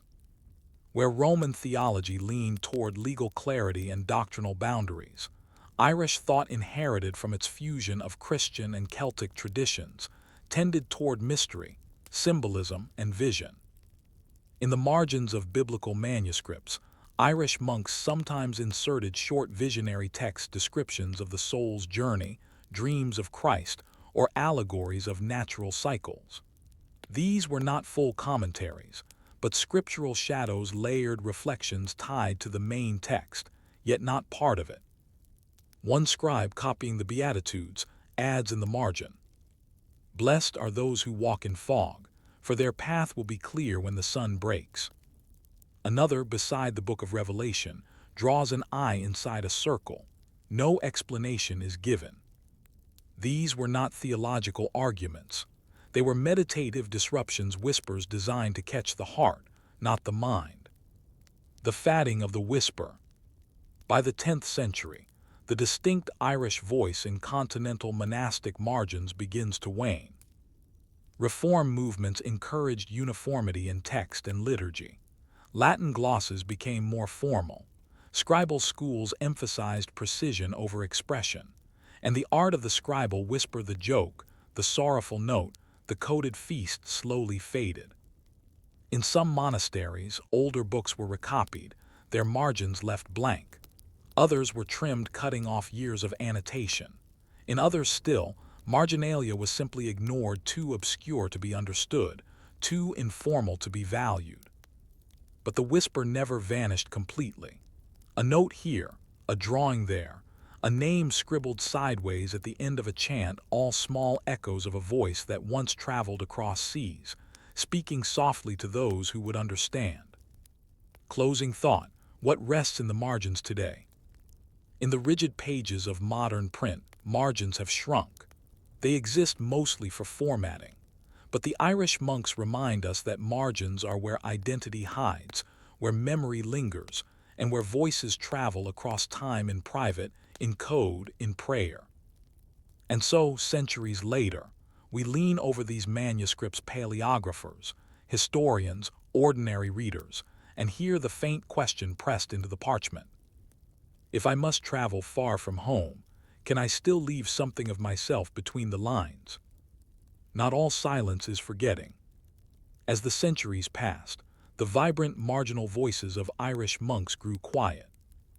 The monastic reforms of the 10th and 11th centuries, particularly those spearheaded by the Cluniac and later the Cistercian movements, demanded discipline, liturgical precision, and architectural uniformity. The era of loosely structured peregrinatio was giving way to monastic standardization. The margins, once a space of individual expression, began to shrink. But in a curious way, the Irish monastic marginalia did not disappear. It slipped beneath the surface, surviving not through public acclaim or direct lineage, but through the habits it inspired, the copies it seeded, and the interpretive quiet it taught. In this final section, we explore the afterlife of these coded notes, these cryptic blessings, these wandering voices. We follow their echoes across libraries, cultures, and centuries into unexpected places. The manuscripts that survived the fire. Throughout the medieval period, Irish and Irish-influenced manuscripts were copied, recopied, stored, forgotten, discovered, and sometimes even revered. Many survived not because they were understood, but because they were strange. European libraries from Reichenau to Salzburg to Vienna hold books with mysterious glosses that puzzled later readers with their unfamiliar script, abbreviated forms, or Irish-language notations. In some cases, these scribbles were left unaltered during rebinding or cataloging. Their oddness may have been their salvation. One 9th-century psalter in the monastery of St. Gall includes nearly 300 marginal annotations, most in Irish Latin shorthand, some in Old Irish, and several using symbolic ligatures whose meanings remain debated. These notes were once dismissed as meaningless, but modern paleographers now consider them a window into early medieval reading practices, a way of mapping what monks saw, questioned, or loved. Even when the language was lost, the gesture remained. Someone long ago had written these lines not as instruction, but as presence. Influence on later script traditions. The Irish tradition of blending art and script, especially in marginalia, heavily influenced insular script styles, and through them, the Carolingian Renaissance. Charlemagne's court reformers admired the Irish commitment to literacy and learning. Irish monks like Dicuil and Clement of Ireland were welcomed in scholarly circles. Their habits annotating texts, creating visual cues for memory. Inserting marginal glosses entered the bloodstream of continental scholarship. Even as Irish marginalia faded as a distinct linguistic phenomenon, its habits of attentiveness, personal comment, visual metaphor, quiet interjection were absorbed into the larger monastic and educational ethos. The Irish whisper became a European murmur, rediscovery and scholarly decipherment. In the 19th and 20th centuries, a new generation of scholars, linguists, paleographers, and medievalists began to notice the recurring presence of Old Irish words in continental manuscripts. Some were simple glosses, translations of Latin terms into Irish for student use. Others were harder to interpret: prayers, invocations, curses, riddles, comments about the weather or food or sleep. A few were coded notes, possibly humorous, possibly devotional, possibly just scraps of thought caught between copying sessions. With painstaking effort, scholars like Rudolf Thurnesson and Ludwig Bieler helped identify and translate many of these lines. The development of Old Irish lexicons and improved dating of manuscripts allowed researchers to reconstruct the cultural networks these monks inhabited. One fascinating result: through marginalia, scholars have traced the travels of individual monks. Identical handwriting appears in manuscripts copied in Reichenau, then in Wurzburg, then in Fulda, suggesting the path of a single scribe moving across monastic Europe, leaving whispers behind like breadcrumbs. Marginalia as cultural memory. Today, the study of Irish monastic marginalia has become not only a field of academic interest, but a model for how cultures preserve themselves in exile. Irish monks did not bring power with them. They brought language, story, and the practice of writing.